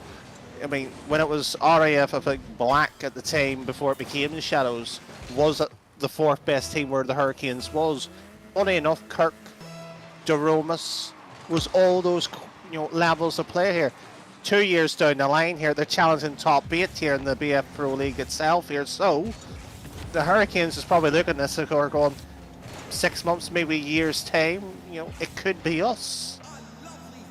Could be us. It's a fantastic thing to aspire for, and certainly based on what I'm seeing so far, they have it. They have the possibility. And remember, there's 3 players here on this RAF Hurricanes roster that this is their first time playing a game on stream, and indeed first time playing a competitive fixture in an RAF representative jersey, if you want to put it that way. So really, it's quite remarkable that they were able to play at this level with all those factors considered. And, you know, a goal here would do so well for their confidence. The Trippy Troppy goes up to challenge Sammez. But Sammez's 50 is a good one. Cuddles his touch. Only finds Kobe. A bit of a whiff there. This presents somewhat of an opportunity here. Can they convert? Sammez able to track back in time and save the embarrassment of Kobe's mistake there. And the Hurricanes still with no breakthrough, but can certainly take a lot of positives here from game number 1 in this best of 3. Flying the wall there, especially in the con when Sam has had that ball to clear. Please don't dunk me. That's probably what's going across there. But 4-0 for the opening game. Tempest, they've done their job. Not as clinical as what it should be, but they're probably looking at this, sort of an in-house, if you want to call it that way, where they know they are going to win. As you said here, it's the first time the Hurricanes have come in out on stream as a representative wise. They're just probably feeling just as nerve-wracking. Why shouldn't they? You know, look at the lower teams often circle. This is a build-up for them. Playing against somebody that you look up to and probably know each other quite well. Let's be fair. It's not an easy sort of matchup when you play somebody that you are friendly with. When you play ranked or play maybe another competition, you have that sense of, oh, we've got to play against each other. There's that hesitation as well. So if the Hurricanes can hold out here, I think they're doing well. The RF Tempest have only got half the job done here. Remember, this is only game 3 of 5 series to be streamed here live on BFBS Esports platforms on both YouTube and Twitch. Wherever you are tuned in from, we're glad you can make it. We're glad you are joining and supporting this wonderful BFBS Pro League Season 1, of course. Who knows what the future holds for the absolute world-class talents, by the way, behind the scenes at BFBS, who have put this all together and giving us the opportunity to execute this wonderful tournament, which gives such an incentive for the military community to get involved in. And we have seen such a nice range of players from all walks of the military life, be it currently serving personnel, be it veterans, children of veterans, cadets have been involved. So it's nice to see on that front, as indeed was that save from the Hurricanes there from G-Wood's nicely placed shot into that bottom left-hand side corner. The Hurricanes start off, sure, camped inside their own half, but remain resilient here.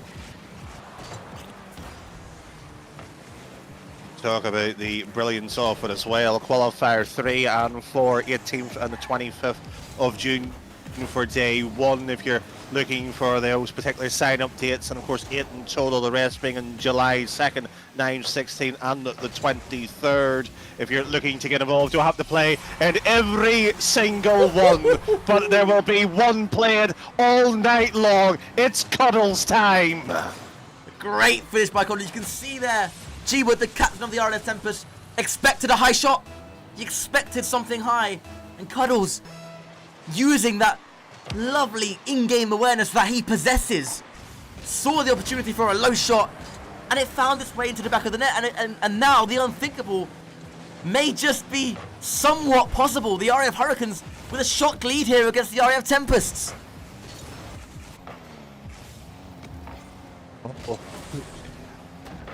I don't say very often I'm biased on stream, and it's no offense to the Tempest, but come on, Hurricanes, do it tonight. It would be something special for that result. For this result, it would arguably be the biggest upset in Royal Air Force Rocket League history, and I would go as far as saying in BFBS Pro League history in its short, time being a thing here. But you can see they're not resting on their laurels here. They're looking for a second goal, and they might just get it. It's Cam Perry for the RAF Hurricanes, and they won't, will they? Surely they won't. 2-0 to the good. And game 2 in their control. The fact that we're looking at this, and if this is your first time, of course, on the BFBS Esports channel, whether it's on Twitch or YouTube, and sort of going, these two commentators are only simply talking about the RAF and the history and everything. Stella here has been out 4 years, myself probably about 3. Whether it's inactive or just, as, commonly referred, maybe sort of the civilian looking in here.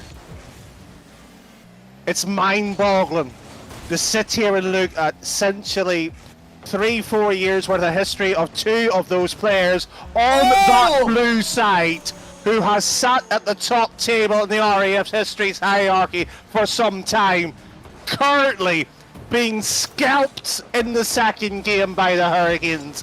This is massive here. 3-0 to the RAF Hurricanes. It's a scoreline I thought I would absolutely not say this evening. But to be honest, and again, they've been full value for that lead, and the Tempests need to respond. They need to find something from somewhere. Is that going to be the moment? It certainly is. And Elliot Greenwood, the captain of this Tempest side, leads by example and puts them back to within 2.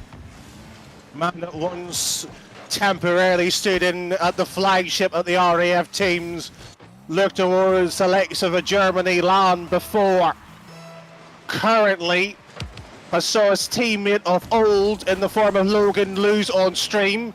Now perhaps the ex-teammate cheering him on, but so far here, the captain who has subbed in after not playing last week, led game 1. We thought at 4-0 it was comfortable. In game 2, the unthinkable Hurricane. At this point here, Hurricane Cuddles fully activated. I can't quite believe what I'm seeing, but this Hurricane side are playing with such a level of freedom and disregard for their opposition. The RAF Tempest, that it's taken them by full-on surprise, and they've scored some really nice goals. And the Tempest in real trouble here. We might be seeing our first best of 3 this evening at the hands of the RAF Hurricanes. Immense response to going 1 game down. The Tempest still not out of it yet. There is the shot from G-Wood. It deflects in, and the captain gets another captain's goal. A brace for him, a brace for the Tempest. And is this their route back in?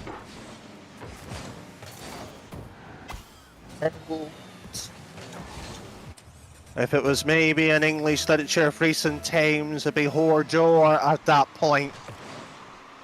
But my word, 6 goals, and if somebody, as you've been rightly saying, is if the Hurricanes was leading, this was unthinkable. At one point, when they played the Shadows recently, it was a hammering by the Shadows, and that was only a mere, in quotations, friendly. This, however, in competition at the biggest stage that they have in the UK, and with a minute away from taking a single game, it may not seem like a lot right now, but if they take the series as well too, upset galore. Who would have thought it? 4 goals to 2. Samez demoed Triple Choppy just to get him out of the defensive rotation, but Kobe's clear is a good one. Triple Choppy there again though. Look at the recovery from him. G-Wood off the right hand side. Well, as he sees it now, Cuddles looking awkward, but he does deal with the danger. Samez high, infield towards Kobe. Nice first touch, but Cam Perry gets there, and up he goes off the ceiling. Danger here for the Tempest, goes for the aerial play off the ceiling, but G-Wood equal to it now, and tries to bring his team desperately up the pitch. Samez keeping the pressure alive inside the RF Hurricanes half. It's 8 seconds on the clock. It is going to be an RF Hurricanes win, unless, of course, there is a dramatic turn of events, and G-Wood finds the top left-hand side corner, and with 4 seconds to play now, surely it's all defensive hands on deck for the Hurricanes. And the Tempest have no choice, Danny, but to throw the kitchen sink at this side. Because 1 player should be commenting for the Hurricanes and 2 sitting back, and they haven't quite done that. But mind you, what they have achieved, a 4-3 win. It should be arguably 4-2. But take a moment to soak this in. This is, the BFBS Esports League itself. This is not the RAF Storm Shadows, show match or in-house tournament. You might be thinking of that. This happens to be an in-house derby. It just happens to be a legacy sort of matchup. And, at the start of this, we thought the Tempest had every right to presume 2-0. Thank you very much, Hurricanes, but you are, without being rude, you're nobodies. They certainly do know them now. Yeah, I mean, if anybody didn't know these Hurricanes players, well, get to know, because this roster is a new Hurricane side, of course. I mean, they joined last week. They trialled out with their captain, Cuddles, and JDS as well, another member of the RF Hurricanes roster, who is not available tonight, watching on in the chat. And, he'll be delighted with what he's seen from his teammates, but can they do it? Can they upset, against all odds, the RF Tempest? Danny, take us in. Game 3, the decider. The Shadows versus the Sparrowhawks. Day 1 last week was arguably match of the day. This, however, the in-house is providing the upset that we thought may have been the stump here. There is no friendly giant. There's Cuddles tipping that one away here, and the Tempest, they're rattling the net here, and they're making a statement. Samez will get the goal, and the Tempest are back. Required for sure as far as the RF Tempest are concerned. That was constant, relentless, sustained pressure inside the RF Hurricanes penalty area, and for once they couldn't deal with it. Cuddles gave it his best shot, made 2 or 3 really excellent saves, but they couldn't recover in time, and now you can see almost a different feel now to this game with the Tempest going 1 goal to the good. Samez playing that deeper third man role, drops down to him, but Trippy Choppy there, nice composed play, finds Cam. Trippy Choppy over the car of Kobe. G-Wood though rotates in, plays it out left to Samez. Samez with a nice shot over the bar, and read wonderfully by Trippy, and Cam completes the clearance. Kobe, left hand side pass, Samez is there, flicks it above. Trippy Choppy, can he find the secondary touch? He can! And Samez shows his class, shows the Tempest why he is one of their go-to players for moments like this. Great boost management, finds the double tap off the crossbar, and it's 2 goals to love now for the Tempest, who may take an almighty relieved breath. But of course, Danny, the job still isn't done. You just gotta now ponder, what can the Hurricanes do? We saw the unthinkable a game ago here. The Aston, they get 2 goals back here. We would have thought not doable here. As Kobe once again pinging that one out. Will be sent away here. No immediate move across here, and there's a mistake opening up here. The Hurricanes, if they can get their act together here, this could be 2-1. Kobe in field. G-Wood picks up the play. It's going to bounce horribly here, but Cuddles manages to deal with it. Again, he's just stuck underneath the ball. Goes back. Nice rotation by Cuddles. Will he take control of the play here? No, leaves it for Cam. Kobe with a nice touch inside, but up goes Cuddles. Samez drops it down. Will he read that one? He does. What a read by Trippy. That could have been easily a third goal there for the RAF Tempest, but not for good defending. Cuddles, nice shot. Drops that one down, but G-Wood with a nice soft touch as well. Samez now, up the left-hand side. Searches for his captain G-Wood, who cuts play with a nice shot, but again, Trippy is equal to it, and I think, Danny Boy, it's safe to say the next goal in this series is a crucial one. So, unfortunately for the Hurricanes, they've naturally dropped back like they did in game 1 instead of capitalising as much pressure they can get out up the Tempest line up here.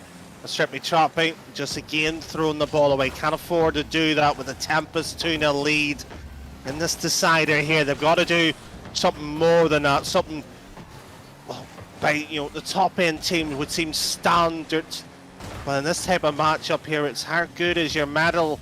It's being tested here. Trippy gives it a ball once again here. It's somewhat leaking here, the Hurricanes defense. It really is impressive. It really is impressive how the RF Hurricanes have managed to respond to playing in their first ever streamed game competitive fixture as a new trio. And again, they have a big squad. They have the biggest roster of all the RAF teams, and this might be the start of a fantastic journey for them. And I'm actually looking forward to seeing it. But for the Tempest, business as usual has resumed somewhat. And will that be a third? Samez recovers his car, gets his hat-trick, and the man of the hour for the Tempests surely makes somewhat sure, I want to say, of the win here. Still time on the clock for the RF Hurricanes to at least get something from this game, at least a goal. But the Tempests, you can almost feel it, Danny. You can almost feel that they've taken a deep breath now and maybe begin to relax here as game 3 rolls to a slow but sure end. Wouldn't say a relaxing breath, or even feeling a bit relieved or vindicated or calm. Ooh, vindicated, I like that word. Well, I think that's arguably the headline of this game, and arguably the series too here. The Tempest essentially are playing for the right of their seating, the right to sit there and call them the second best. They shouldn't be in this situation. They shouldn't even been close here. But the Hurricanes, looking at the rest of the group and how everything else can move across here, they didn't look like a top 2 side here. No disrespect to them, but they can chip away here. They might actually do Tempest a favour here and potentially take a game off a top side and perhaps maybe open the door up for the top seed outright. Here we go, Cuddles, 1 versus 1 with Samez, beats him wonderfully and gets the centre. Cam wasn't in a position there to divert the shot goalward. It was an awkward one. And Trippy leaves this now. Sorry, Cuddles leaves that one for Trippy. Cam with a nice shot. G-Wood on the backboard, takes possession of the ball for the RAF Tempest now, just running the clock down inside their own half. And it will be the Tempest, Danny, to take this series and continue their good run here in day 1 of qualifier number 2. But oh my god, we've got to give the RF Hurricanes some serious credit. Because that was some display. You know what? It's probably one of the best, new form teams I've seen from the RAF in some time. There's very few that you looked at over the last, 3 years, and you sort of go, that's impressive what you've been able to achieve. It might not sound like, one game's a lot. It's massive when it's the best of 3 group stage, but historically we know how significant that is still. It's just not what it is, but frankly, the Tempest, yeah, I think that's the word for this evening here. It's vindicated. They've got away with this one. Vindication is the word I would also use. Again, I'm stealing what you said, but wow. I mean, we didn't expect to see the Hurricanes, quite honestly, fight that hard against one of the best sides in the Royal Air Force and across all 3 services as well. So just shows you the levels that the Royal Air Force has in their Rocket League rankings. And what a derby it was. It didn't disappoint, did it, Danny? The Royal Air Force Rocket League derby between the Tempest and the Hurricanes. Tempest coming out on top, as would be expected, but it didn't go all their own way. Next, though, on the BFBS Esports streaming platforms, whether it be YouTube or Twitch, is our fourth and penultimate series of the weekend. I say weekend, of Thursday, I should say. And it is going to be, I'm just trying to find it now. It is going to be the Royal Navy Orcas, who we saw last week on stream against the IO Tempest, against No Boost, Just Vibes. Arguably the team that should have won last week on paper, who of course were felled by a talented Falcons side. We'll see them in action against the Orcas next. So don't go anywhere. We'll see you soon.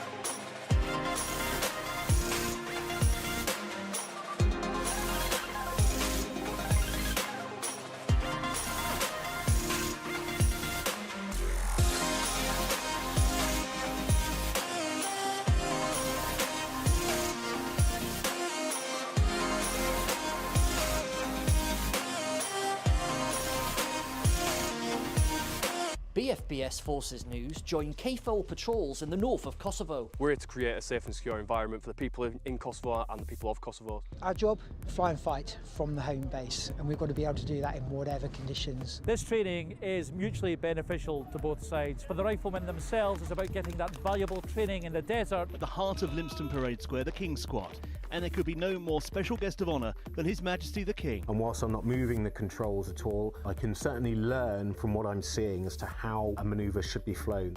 This year, 337 recruits have completed training. That's a first-time pass rate of 99.7%, which is incredibly high. So we have a philosophy on the ship called the way of the warrior sailor. It argues that in order to create morale, you must love and value everybody. This beam here came from HMS Indefatigable. The beams from the Armada were eventually integrated into the pub.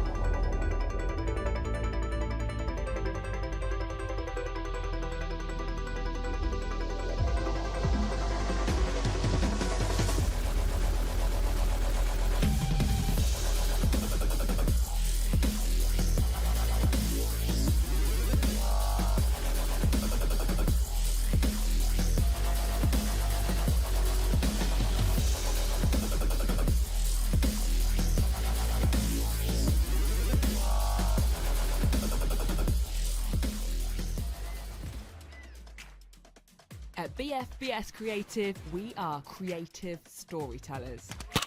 We are specialists in unravelling the untold, even from the most difficult locations. We help you reach the audiences you need to reach. From documentary interviews to addressing communication hurdles and crafting your content strategy, we can do it all. We thrive in the toughest environments, ensuring your stories are told brilliantly.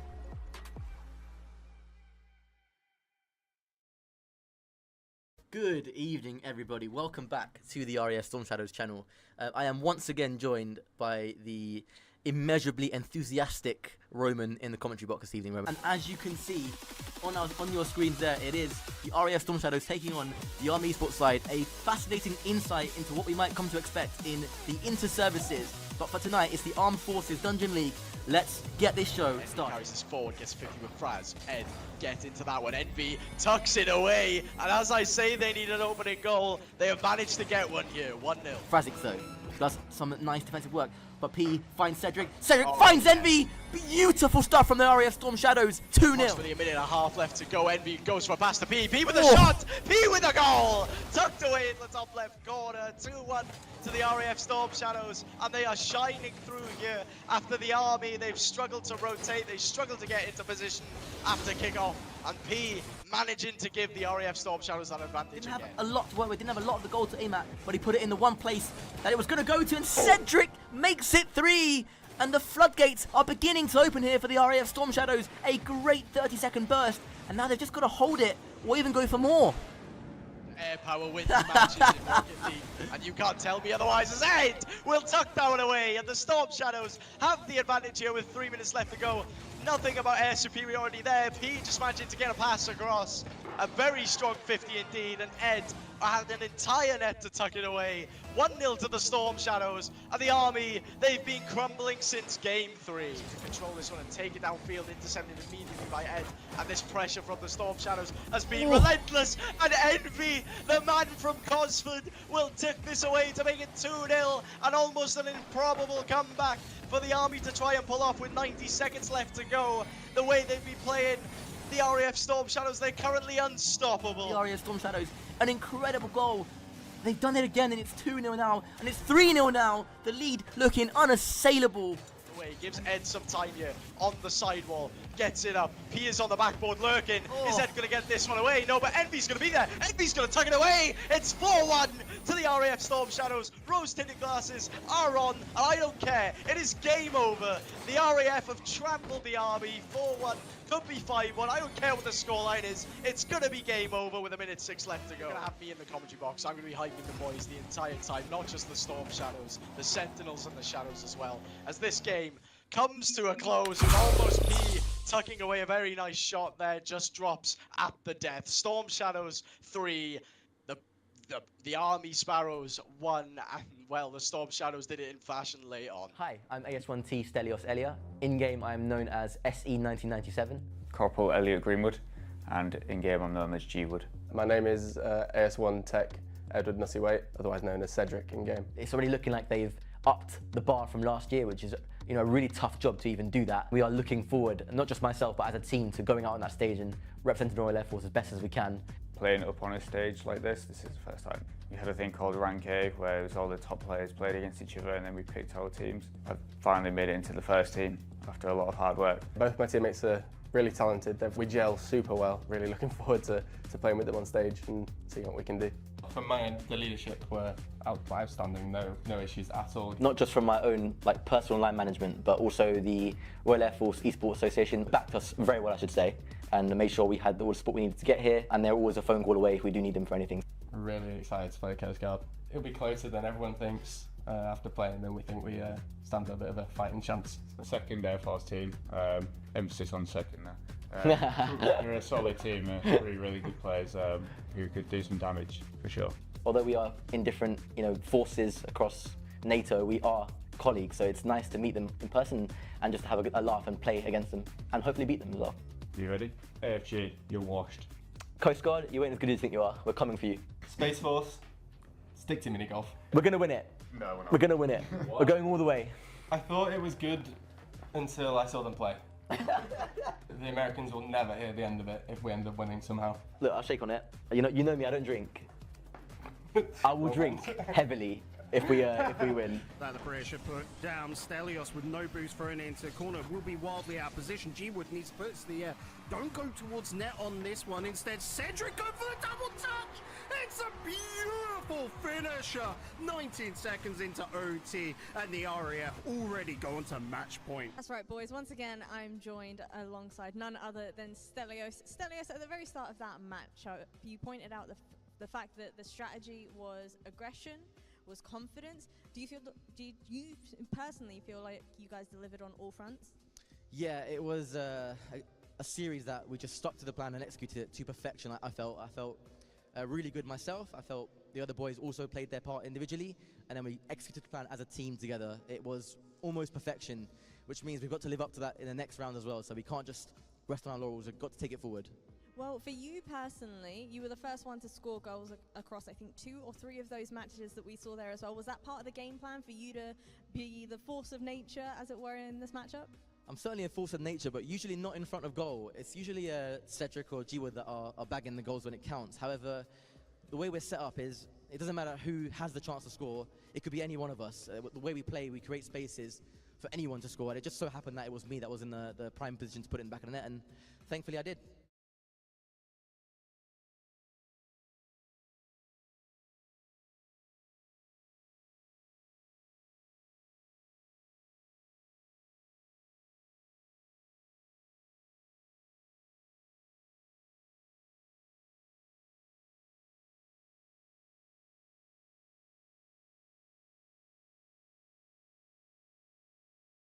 Half, but not for too much longer. Sentinels have broken free, although only momentarily. Now into the retreat, Cedric and Asher, not for the first time today, failing to meet the problem at the source.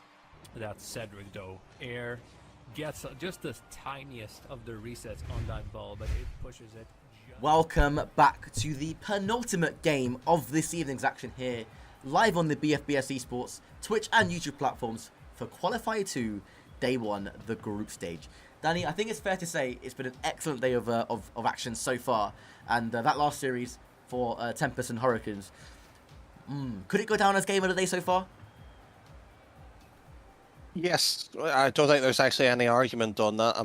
I'm trying to sort of, in my own head, debate here. It's probably actually the best day 1 we've had. I think put through the two qualifiers. I agree.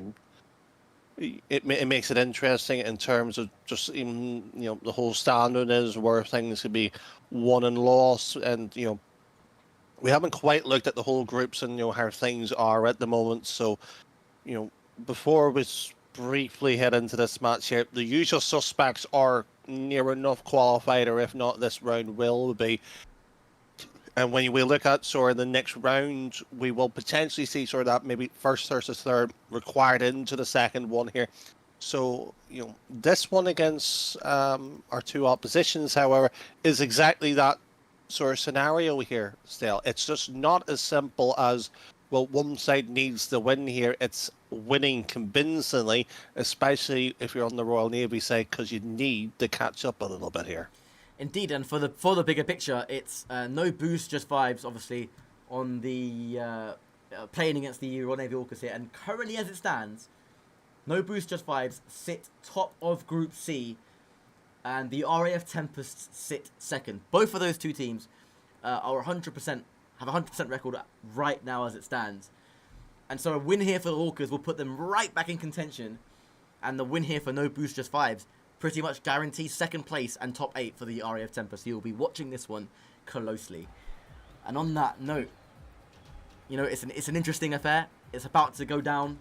And Danny, I would like you the honour of taking us into the penultimate series of tonight. Well, thank you very much, No Boosters Vibes, who had such a run last qualifiers in the sort of the top 8. And you know what, they made quite a massive impression within the community itself and what they're capable of doing. Where the Royal Navy Orcas, however, were back and forth at times you thought were a tad unlucky. And you know what, they'll be hoping to maybe just remove that once again here. It's a question of what can both sides do when it's under the pressure. Well, we've seen it a week ago.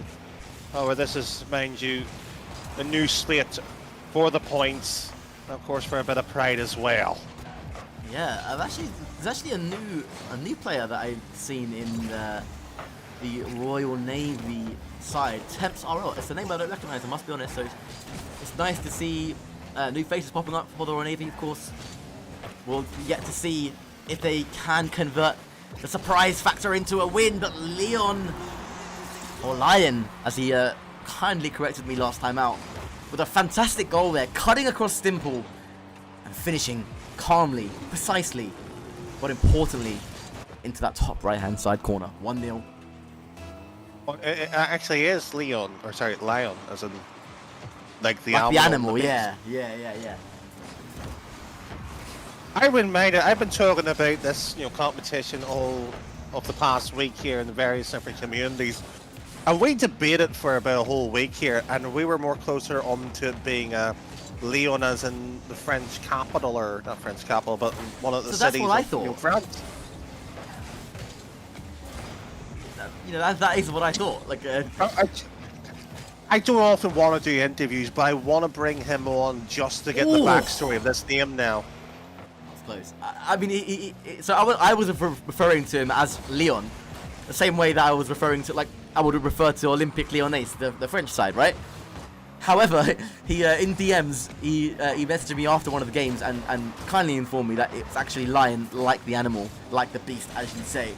So that's what I've been calling him ever since, and they're linking up nicely again. Oh no, Boost just vibes, and what a goal that was! Ritzy, the beneficiary of a pretty much open net. So nicely worked. It was Ritzy back into Lenzo, Lenzo back into Ritzy. Unbelievable combination play from last week's finalist, and they'll be very happy with how that one panned out. An excellent goal to double their lead. And that just shows you sometimes how this game can go very casually, where even us, we can just sit there and chat in terms of the origin of a name, to suddenly a 2-0 commanding lead and potentially continue to goal number 3 here. But as you rightly said, Stale, the finalists did of course play Falcons, and that's, they came so strong in the opening game and then suddenly, I don't want to say forgot themselves here, but did not seem comfortable whatsoever at the middle part of the series in that final. And that is exactly what happened, but they managed to get through it. It was impressive in then how they managed to get through it. As Lenzo goes up now, searching for a third goal, combining with Lion again. It's wonderful play. They combine so well. Do these no boost just 5 players as Ritzy goes up. Nice double touch off that back corner. Lion centers. Temps RL there to knock that one away to his left-hand side. Stimple. Only as far as Ritzy, who clears away to his left. Lion drops it down. A bit of an awkward touch, but manages to recover his car. And as this one ticks down into the final minute and 40 seconds, I apologise, it's Ritzy who makes no apologies for that finish, because that triples the no boost just 5's lead, and will surely now put them on 2 match points. And they're looking to get back into that grand final. So eager to mention they did play that well, but even in the group stage we did see them beforehand, and they were sort of 2-3 sort of revolutions away from sort of just upping their own performances. It just shows you how well it is. The only thing I've got to say here really is the 4th one goes in. Temps moving into the roster, as you said at the beginning. Different lineups to some extent here. 3rd of the roster difference here, and so far the chemistry not as close as we remembered here. So it'll be interesting why that change came about here. Lion and Temps RL will kick us off. Oh god, honestly. You've got a big notepad beside you there, phonetically L-I-O-N. Yeah, that's exactly what I've got. And you know what? I still get it wrong. As Lion goes forward, but Cluster able to halt that no boost just 5's attack, and it's almost converted into the bottom right by Stimple. That had to go in. As far as the Navy Orcas are concerned, that had to go in for any chance of momentum going into game number 2, because it's safe to say that this game is done and dusted now. And it's how, and if there can be any kind of confidence or positives taken for the Navy into the next game, and so far it doesn't seem like it will be any of the above. Don't want to be Mr. Doom and Gloom here as the 5th one rattles its way through. They are playing against Qualifier 1's grand finalist after all, but you have to somewhat take inspirations from the RAF Hurricanes. They were done and dusted in the opening game 4-0 ended up winning 4-3. Had a 3-goal essentially cushion in the second to play around with. So we have seen teams before, and arguably the Royal Navy lineup as well is much stronger than the RAF Hurricanes. So they should have something to conjure up here. Indeed, and Stimble, here he comes. Ritzy rises high, that's so emphatic. Great defending there by Ritzy, but Cluster showing his stuff as well. Equally good defending on the side of the Royal Navy there. Keeps that to within 5 goals. Or will it? It's Ritzy. Great save by Stimple. And no boost, just 5 to take game 1. 5-0 thing. Such a performance, especially for the opening game for them. You know, we haven't seen them all day so far here, but the fact that they're sitting 3-0 in their group stage, that's no surprise. And the RAF Tampa's, you know, they've yet to play them. You know, they'll be looking at this match and sort of going, you know, the Orcas should be able to do something against them. And you know, that's, you know, memed essentially, you know, the stick with the rock here, you know, poking it, you know, come on, do something. That's essentially what they're hoping for. They need to get a goal here in the opening minutes here for the Royal Navy. If not here, they might want to close one of their eyes here. This one might be one-sided. Yeah, these no boost just 5 players, they have potential to rout teams like without a doubt, and they've done it before. You know, we saw it all. Qualifier 1 last week. They showed their class, and unfortunately didn't quite have the bottle, is the word I'm going to use, to deliver that kind of performance in the grand final where it mattered most. However, they still secured a massive amount of BFBS Premier League points, which we know could come week number 8 be massive in deciding their fate in that championship land. But right now, as things stand, they are going to be scoring loads of points again. Still have work to do tomorrow, of course, in the all-important top 8, if they make it there. But I think it's not really an if, it's a when for No Boosters Vibes, as Cluster and Lion kick us off. Such a point with so many of the arguably the sort of top 4. But hold on a second, I did say they need a score in a minute, 6 seconds. That's emphatic. Yeah, Temps RL creating the space in front of that No Boost Just Vibes net. And he got bumped, but the bump cleared the way for the Royal Navy Orcas captain Stimple to steam in. Place that one just above the left-hand side roof of the net. And the Navy lead now. It's Ritzy. Looks to come forward and provide No Boost Just Vibes with an instantaneous response. It's a nice pass. Up goes Ritzy. Receives the pass from Lenzo. Makes no mistake from 3-4 yards out. And that's a crucial moment there. And what could have been Navy momentum, in the end, stifled instantly by No Boost Just Vibes. Now what do you do if you're the Royal Navy? What can you throw at the opposition to make them stumble? And it's a passing play, and it's back into Mill 2 heavy though, when it's essentially the 2v2 here. The retreating pieces essentially on this, effectively like a chessboard here. You push a pawn up, but the problem is you can't retreat it back. You have to play what you got in front here. That's essentially your first man here. You've got to make sure you remove, beaten, and clean a bit of space out here. But down it goes, and Tim's, well, he has. Oh, I don't want to say you lucky boy, but you've just got away with one there. Unbelievable, it almost came through. Lenzo now in towards Lion. Stimple with a good touch. Cluster's there, and Cluster converts. And for the second time this evening, the Navy Orcas have the lead. Bit sloppy there by Lion. Infield to Cluster. And what a finish, it must be said. Great composure in front of the net.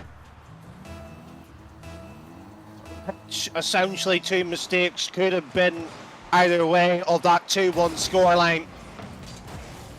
But it's composure. Such a massive word within this esports, especially within Rocket League. Have it and you go far. If you don't, it could be a difficult and long road here. Stimple to the side wall. Ritzy there trying to get a pass in play, and Lion himself prowling, but not necessarily pouncing on that one. Lenzo. They really have upped the pressure now. They're camped inside the Navy half. Nice shot by Lion. Cluster controls. Nice and easy on his end. Beats Ritzy. And Lenzo now.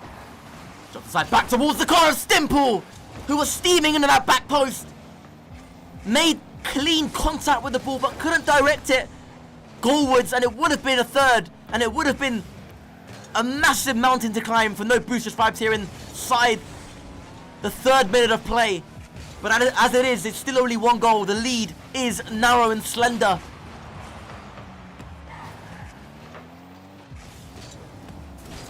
One touch, second into the corner. Being met, of course, a fierce opposition, stiffening the back line as much as possible here. Doesn't want to give too much away. No boost, and the cowardly Lion has eventually found his roar. Timely intervention there by Lion. Limited boost, as did indeed the last man there of the Royal Navy Orcas, also having limited boost. And it was a battle of the 0 boost players there, and thankfully for no boost, just vibes, Lion was there to sneak it home. Look at that, wave dash off of the ceiling. 50-50 with Temps RL, who does well. Ritzy though has enough boost here to make a play, beats one, falls to Lenzo. Lenzo shot onto the crossbar. Will it be followed up? Lion turns away, delays the car of Stimple. Clever play, experienced play from Lion there. Potentially could have kept his team in it. Cluster beats one. Lion intercepts, and Temps RL has a little bit of time here. Can he use it? No, he can't, because he's dispossessed by Lion. As the Navy survive another wave of no boost, just vibes attack. They can be impressed with how they performed in the Navy in game number 2, and arguably could make a case for deserving this second game and taking us into another best of 3. Still plenty of time to make that happen, of course, as the clock ticks on. To the back wall, though. And Stimple has been such a presence at the backboard. Temps can only send it, can't follow it, though. Just like that there, 1-2 quick plays, and it's really a lack of control by both sides in terms of finding essentially the ball to the back of the feet here. Passing play by the Royal Navy. If he shot that one first time of asking, could have been a long distance 3-2 type of goal here, but maybe the vision was impaired as Stimple takes the ball away from him. Cluster here, you've got to make sure the follow's there. Double commit through it, and Lions up to the corner. Rightly pointed out, that's experience showing. They're keeping the ball, recycling it in, and pressure now mounting. Stimple intercepting the ball off of his own teammate there. Not quite sure about that one. Lenzo comes forward, and Temps RL there to bail out the Navy Orcas as they faced wave after wave of attack, and that one could have deflected into the back of their own net there. Stimple comes away, and again, Lenzo able to keep the press alive. Cluster, nice diversion goal, was limited boost. Ritzy just reading the miss there by Lion, who was caught in 2 minds. There's the shot by Lion, by Ritzy, sorry. 3 goals to 2. 26 seconds to play. And the Navy, they played so well in this series, and in this game in particular. Are they going to be punished for one small misjudgment, for one small error, capitalized by Ritzy? Is that all she wrote? That old expression, boost or ball. And they ran out, and that mistake now being compounded with interest. 4-2 with 20 seconds, essentially a kick-off goal required here if the Royal Navy wants any chance at sniff of that third game decider. 20 seconds to rescue something, anything here for the Royal Navy. There goes Cluster, nice shot, high, but Ritzy gets there, meets it, leapt like a salmon. Stimple brings up the ball now, inside, no boost to 5 half. There might be a chance here, slim one at that. Cluster keeps the pressure alive. Will it find its way to the back post? It does. But Ritzy showing so much calm and composure. It's going to be 4-2. It is going to be no boost, just 5. It's progressing to the top 8 in comfortable fashion in the end. But the Orcas, well, they'll feel a little bit hard done by. They could have had a route back into that game had they been a little bit more clinical. But it remains to be seen. No boost, just 5s. Cruising through the group stage of day 1 here in Qualifier 2 again. Can they be stopped? Now that's going to be a very good question, and it will be the Tempest who will have that particular honour. In fact, it will be the first and second seed, because unfortunately, roughly speaking here, that was the Royal Navy's second lost as well, and both sides would be 4 apiece there to slightly indicate which way the Tempest has won there. So that's the top 2 locked in. The Royal Navy will be a bit hard done by, because you know, if you just took a game off them, suddenly that door is wedged open, requiring a Tempest win, however. So it's going to hurt that loss because they know they had the chances there. We have a small break, and we will bring you the last game of this evening. We have quite a selection. Don't go anywhere. One last time.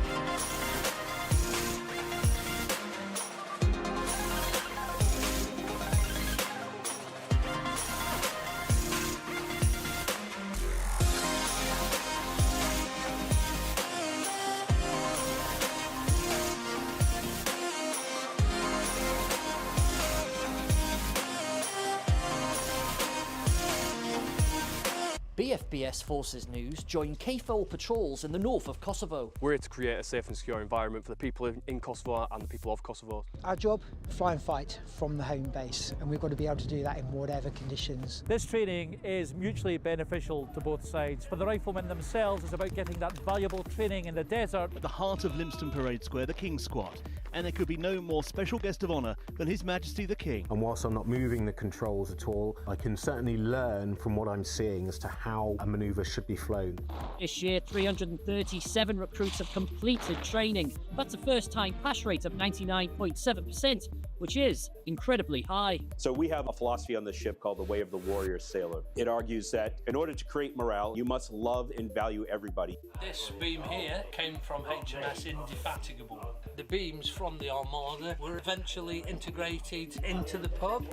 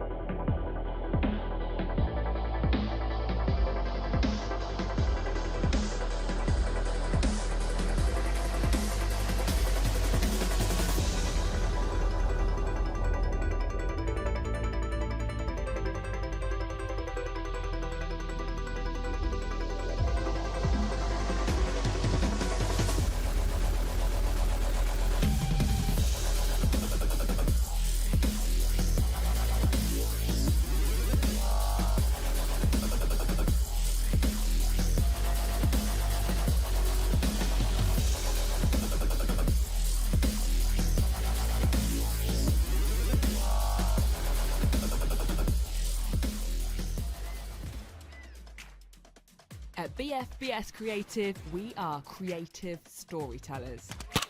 We are specialists in unravelling the untold, even from the most difficult locations. We help you reach the audiences you need to reach. From documentary interviews to addressing communication hurdles and crafting your content strategy, we can do it all. We thrive in the toughest environments, ensuring your stories are told brilliantly.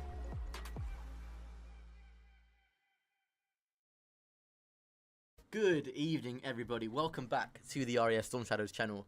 I am once again joined by the immeasurably enthusiastic Roman in the commentary box this evening, Roman. And as you can see on your screens there, it is the RAF Storm Shadows taking on the Army Esports side. A fascinating insight into what we might come to expect in the inter-services. But for tonight, it's the Armed Forces Dungeon League.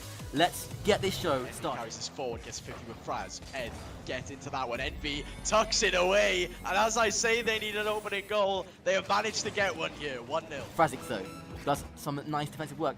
But P finds Cedric. Cedric finds Envy. Beautiful stuff from the RAF Storm Shadows. 2-0. With a minute and a half left to go. Envy goes for a pass to P. P with a shot. P with a goal. Tucked away in the top left corner. 2-1 to the RAF Storm Shadows. And they are shining through here after the army. They've struggled to rotate. They struggled to get into position after kickoff. And P managing to give the RAF Storm Shadows that advantage Didn't again. have a lot to work with, didn't have a lot of the goal to aim at, but he put it in the one place that it was going to go to, and Cedric makes it 3. And the floodgates are beginning to open here for the RAF Storm Shadows. A great 30-second burst, and now they've just got to hold it or even go for more. Air power wins matches in Rocket League, and you can't tell me otherwise. As Ed will tuck that one away, and the Storm Shadows have the advantage here with 3 minutes left to go. Nothing about air superiority there. P just managing to get a pass across. A very strong 50 indeed, and Ed had an entire net to tuck it away. 1-0 to the Storm Shadows, and the Army, they've been crumbling since game 3. Control this one and take it downfield, intercepted immediately by Ed, and this pressure from the Storm Shadows has been relentless, and Envy, the man from Cosford, will tip this away to make it 2-0, and almost an improbable comeback for the Army to try and pull off with 90 seconds left to go. The way they've been playing, the RAF Storm Shadows, they're currently unstoppable. The RAF Storm Shadows, an incredible goal.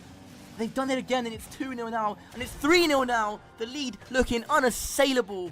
Away, gives Ed some time here on the sidewall, gets it up. P is on the backboard lurking. Is Ed going to get this one away? No, but Envy's going to be there. Envy's going to tuck it away. It's 4-1 to the RAF Storm Shadows. Rose-tinted glasses are on, and I don't care. It is game over. The RAF have trampled the Army. 4-1, could be 5-1. I don't care what the scoreline is. It's going to be game over with 1:06 left to go. You're going to have me in the commentary box. I'm going to be hyping the boys the entire time, not just the Storm Shadows, the Sentinels and the Shadows as well. As this game comes to a close with almost P tucking away a very nice shot there, just drops at the death. Storm Shadows 3, the Army Sparrows 1, and well, the Storm Shadows did it in fashion late on. Hi, I'm AS1T Stelios Elia. In-game, I am known as SE1997. Corporal Elliot Greenwood, and in-game I'm known as G-Wood. My name is AS1 Tech Edward Nussyweight, otherwise known as Cedric in-game. It's already looking like they've upped the bar from last year, which is a really tough job to even do that. We are looking forward, not just myself, but as a team, to going out on that stage and representing Royal Air Force as best as we can. Playing up on a stage like this is the first time. We had a thing called Rank A, where it was all the top players played against each other, and then we picked our teams. I've finally made it into the first team after a lot of hard work. Both my teammates are really talented. We gel super well. Really looking forward to playing with them on stage and seeing what we can do. For mine, the leadership were outstanding, no issues at all. Not just from my own personal line management, but also the Royal Air Force Esports Association backed us very well, I should say, and made sure we had all the support we needed to get here, and they're always a phone call away if we do need them for anything. Really excited to play Coast Guard. It'll be closer than everyone thinks after playing, then we think we stand a bit of a fighting chance. The second Air Force team, emphasis on second now.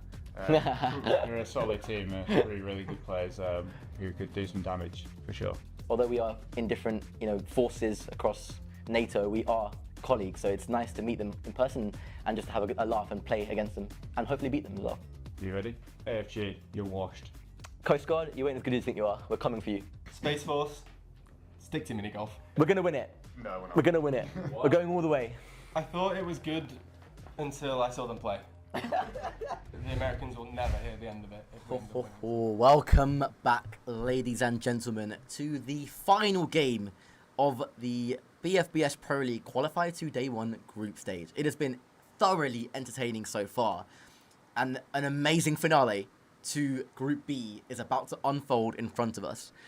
Over there, crunching the numbers like the absolute group stage statistic nerd that he is, was my wonderful co-commentary partner, Danny Boy. He has made some serious progress, and he's about to explain to you what this next game means for Group B. Why do I feel like there's been a chalkboard dragged in behind the wheels here when you've just said that? But yes, if you are tuning in here, most of the other groups is pretty much looking already stable. However, the top 8 so requires the top 2 in each particular one, of course. We've said that already at the start. But what does that actually mean for this particular matchup that we have selected for you at home to move into it? Falcons, who are the grand finalists, sat here, should be looking very comfortable. 4-0, they're currently sitting here with a difference of 7. Omidi, how are playing in one of the weaker 3s, sitting also with a 7 difference here. That's just been updated here. It makes very little difference here in the grand scheme of things. But Immaculate Vibes is who their opposition, the Falcons, who are sitting 3-1 with a difference of 4. A win here in any shape or form by, of course, Immaculate Vibes will knock Falcons pretty much and potentially out of the top 2. And the grand finalists will be looking very much here, wondering what has just happened to them. That's how tight Group B is here, and that's somewhat, shall we say, the potential summary here, but we don't want to get into all the numbers here. We'll be here a lot longer than that still. The players are ready. The action is about to get underway. It's the Falcons, Qualifier 1 champions, taking on Immaculate Vibes, and the seeding's pretty close, and as you said, Danny, this game has massive implications for both of these sides. And time will tell who comes out on top, and already Onza goes and tries to make an instant impact here for the Falcon side. Wormsley, nice first touch, JDN beats him to it. And immediately you can see Qualifier 1 champions searching for that opening goal. Certainly so, and JDN, the somewhat the elusive player, we haven't quite seen a lot from him. So this is going to be what would be the thriller, the match of the day if we were building it up, and we have talked about how this could be the ones where everybody's eyes in terms of ability and the threat of the top 8 campaign. One of them will be potentially losing out, but the grand champions of last time, the defending of Group B as well as Qualifier 1, grabs it 1-0. That's the beauty of Rocket League. Half an inch is all that was in that play there between JDN and Wormsley. Wormsley just had the momentum, had the boost, had the read on play, and it was enough. It was absolutely enough to give the Falcons side a nice early lead, and it will be doubled. It's Gids at that time. And in the end, it is going to be Immaculate Vibes up against it. And they started off okay, they started off under control. The Falcons showing why they're in the position that they're in. It's excellent clinical finishing from the Falcons. So, it shows you how, when you get a bit of wind under the sails, how far we can go. 3-0, and what was potentially maybe could be upset city if the Falcons somewhat wavered in any shape or form. They've came out here, they've probably looked at the table and sort of gone, we've got at least to get a win here on the board. Yeah, ruthless display here from the Falcons is showing again their quality, their class. If you are Immaculate Vibes, you've got to find something in the way of a response or risk just being completely overwhelmed and overrun here. And surely they won't be the first team to be, the victims of a Falcon strike. But Giz now has another open net, or is he open net? It's a one-on-one. Onza cuts into the play, and he does so with such a level of precision that it results in a goal at that near post. You can see him there waiting and waiting, waits to see Rispy just jump at the ball, and he places it bottom left, and a minute and a half gone in game 1, and the Falcons are almost out of sight. And that's the scary fact of how explosive they are out of the gates, how quickly they sort of dominated. Earlier in the day when we saw the media of Group B, we're hoping for IV to essentially come out and do them a favour here. They essentially were 15-0 in aggregate. Falcons here are not only just showing that their counterparts here are not as, shall we say, high standard, not sitting reaching the levels of champions. They are making contenders look almost like, how can we say it, spectators. That's how good they are. Yeah, and again, it certainly wasn't luck. The reason as to why they won last week's Qualifier 1, and they currently sit with 16 Premier League points, and they're looking strong favourites here, I must say. Of course, we haven't seen their main rivals, the RAF Storm Shadows, today in action. We know, of course, Storm Shadows breeze through with 5 wins to love. Falcons looking to do the same here, having a faultless run to day 2. And oh my god, Danny, top 8 is looking so juicy already for tomorrow as Clips comes close to scoring a first goal here for Immaculate Vibes. That'll be interesting after these 2 days worth of actions and a quarter of the qualifiers done and dusted in terms of how the points and tallies is moving off. Of course, we'll be breaking that mostly down for you, of course, after this 5th and final set of games, as that one's cleared up the line here. And, you know, for a lot of these sort of teams here who are just sitting by and watching and looking and sort of going, fancy signing up as well, well, they quite easily can do. For qualifier 3 is goal number 5 by Alonso gets tapped on home. Yeah, quite rightly, Danny. Qualifier 3 is set to go next week, Wednesday again. We're halfway through Qualifier 2 already. It seems just to be flying by, these games and these series. They just go by. You know, time flies when you're having fun. That is certainly the case in the commentary box here, live on the BFBS Esports channel. And it's associated, I guess, virtual gantry, which is what we're sat on right now, Danny. But it's been excellent. I mean, it's been non-stop action, all walks of service life on display of Rocket. And that's a wonderful pre-flip goal by Gids. Look at the chemistry that these players have. A free backboard, and Onza pinches it against the backboard there. Gids already up in the air. Converts from close range. Superb stuff. And you know what, we've arguably had the sort of the best seats in the house.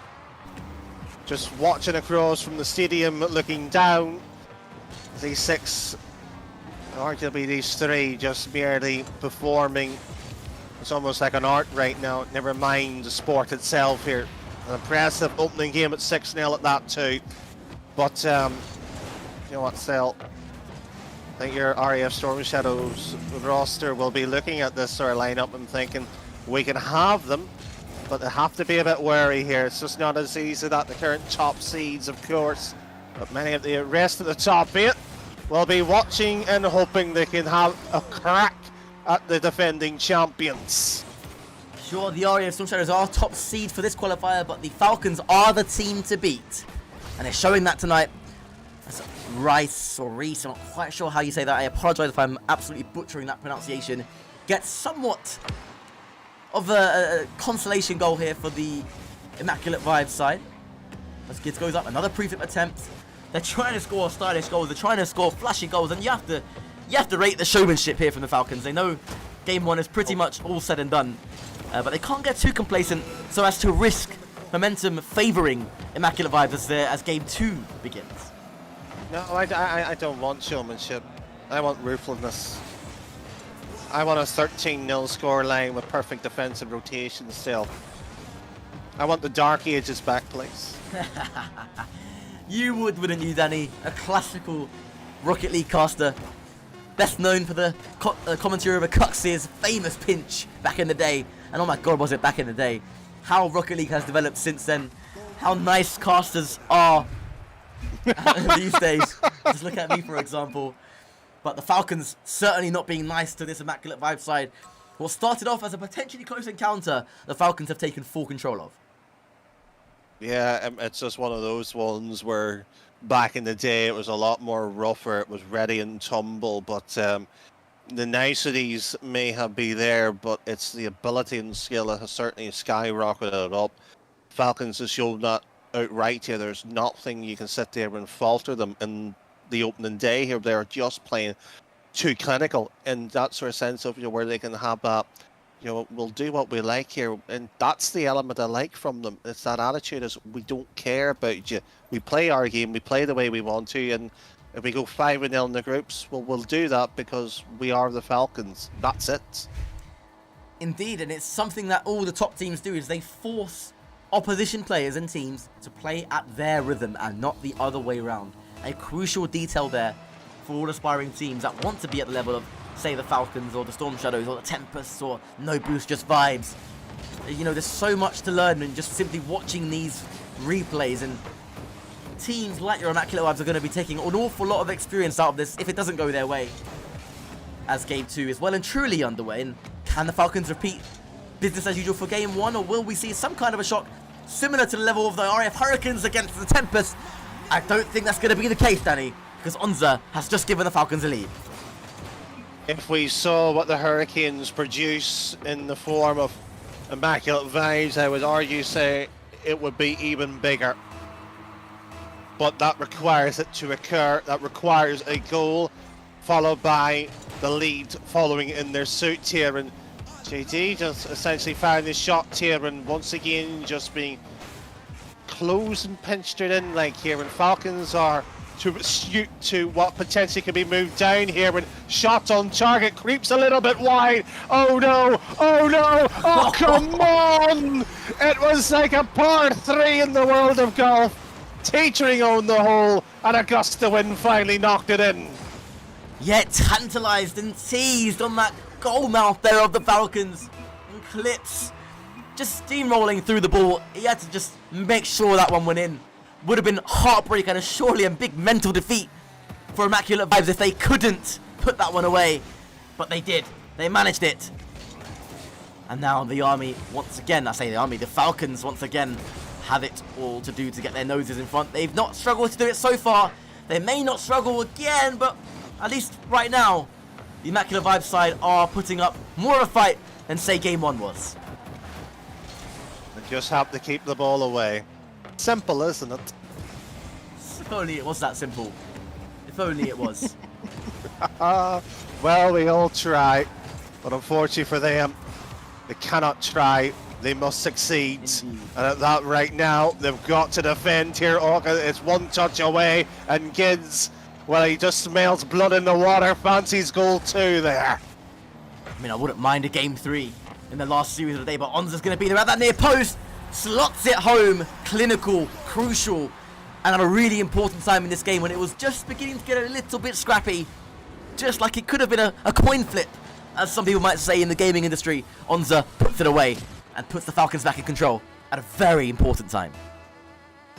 The Immaculate Vibes don't want a coin flip. They want as many variables as possible, and they are essentially at one point might require rock, paper, scissors here, and somehow find a way of bringing in a 4th option if possible. That's how unlikely it seems what the Falcons have put. And speaking about the unlikely so far, how did that one slip on in? That's Rispy there, just on that left-hand side wall, causing all kinds of mayhem. JDM with a couple of bumps as well for good measure. And again, for the second time this game, it found its way in, it crept its way in. And the all-important score, regardless of Falcons' constant pressure, and I will say it, domination, is 2-2. And up goes Clips, drops it down, and Onza making a crucial save. That was scary for the Falcons. I've done my maths right as well too. If Immaculate Vibes were to go on and win this, we potentially could be talking the Falcons knocked out up the top bit. It won't be seen in take 2. This is the madness of the numbers. Is it lying or not here? We'll of course get that verified if that was the case. But the fact that we're looking at 2-2 with half a game to go, ludicrous. But mind you, Gids is sitting there. Onza's pre-jumped that over him, so if it's JG with a bit of booster pressure, could force a mistake, but past everybody of Immaculate Vibes. So far the Falcons is playing in their back garden right now, and the Garden Gnomes have been out-dribbled. Superb play from Gids. Some would say the attacking threat and flair of this Falcon side comes directly from him. Him and Wormsy link up really, really well. So much of the time for Falcons, and Onza is that defensive rock. So good at the back for them. And they lead again inside the last 2 minutes. Is there to be another equaliser, another deflection, another, I wouldn't want to say lucky, but another scrappy goal here for Immaculate Vibes? Or are they going to work a bit of magic of their own? But first they got some defending to do, and it's Rispy living dangerously in front of his own net. Puts it onto his own post, and it stays out, and they survive. At least a few more seconds of Falcons pressure. It's up. And that word pressure, it's not if, it's when. And it's a slogan that the Falcons mansion so far through the 2 qualifiers. 90 odd seconds give or take still left in this game. And 1 goal is just enough here, and Gids, flair and execution, half of it was good enough there. Not tell me about the finishing product. Back from his own line though. Gids, is he going for the pinch here? Unfortunately, not happening. We saw Lion earlier today and having a massive clear. And if it was on target, it probably would have been 5-2 in his particular game. 55 seconds now. All that separates the Falcons from passage into the top 8 tomorrow. Live on screen Thursday, 6 p.m. UK time. As JDN comes forward. One last attempt here, potentially, for Immaculate Vibe, but thwarted. JDN on Wolves that time, but Gids come forward. Nice fake. One versus Ripsy. Beautiful from Gids, but a good save. Somehow scrambled away. And you can see they're staffed here. Limited boost all around, and a centered pass to Onza onto the backboard. It's going to waterfall down, and Wolseley goes up, leaves it for Onza. 4-2 game, set, match. I'm calling it. No, I don't blame you. Feel really sorry for JD though.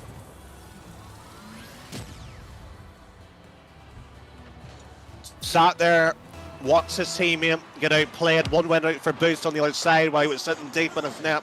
Very unlikely, and he chips that one over. If we get this pass in quickly here, we could be talking 4-3, but once again, the Falcons just seem to have an answer to most things. Oh, he didn't realise the time that he had. That could have been 4-3, but the Falcons living dangerously there, but you can just, they look like they're in control, you know. It never looked realistically out of danger. And the Qualifier 1 champions succeed again, and we'll be seeing them in day 2 tomorrow.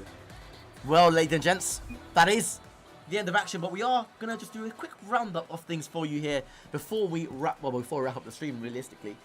And, well, let's get straight to it. I'll start off in Group A then, where the RAF Storm Shadows went 5 for 5 as the top seed of this qualifier, and closely followed by a Crossbar Challenge with 4 wins and 1 loss.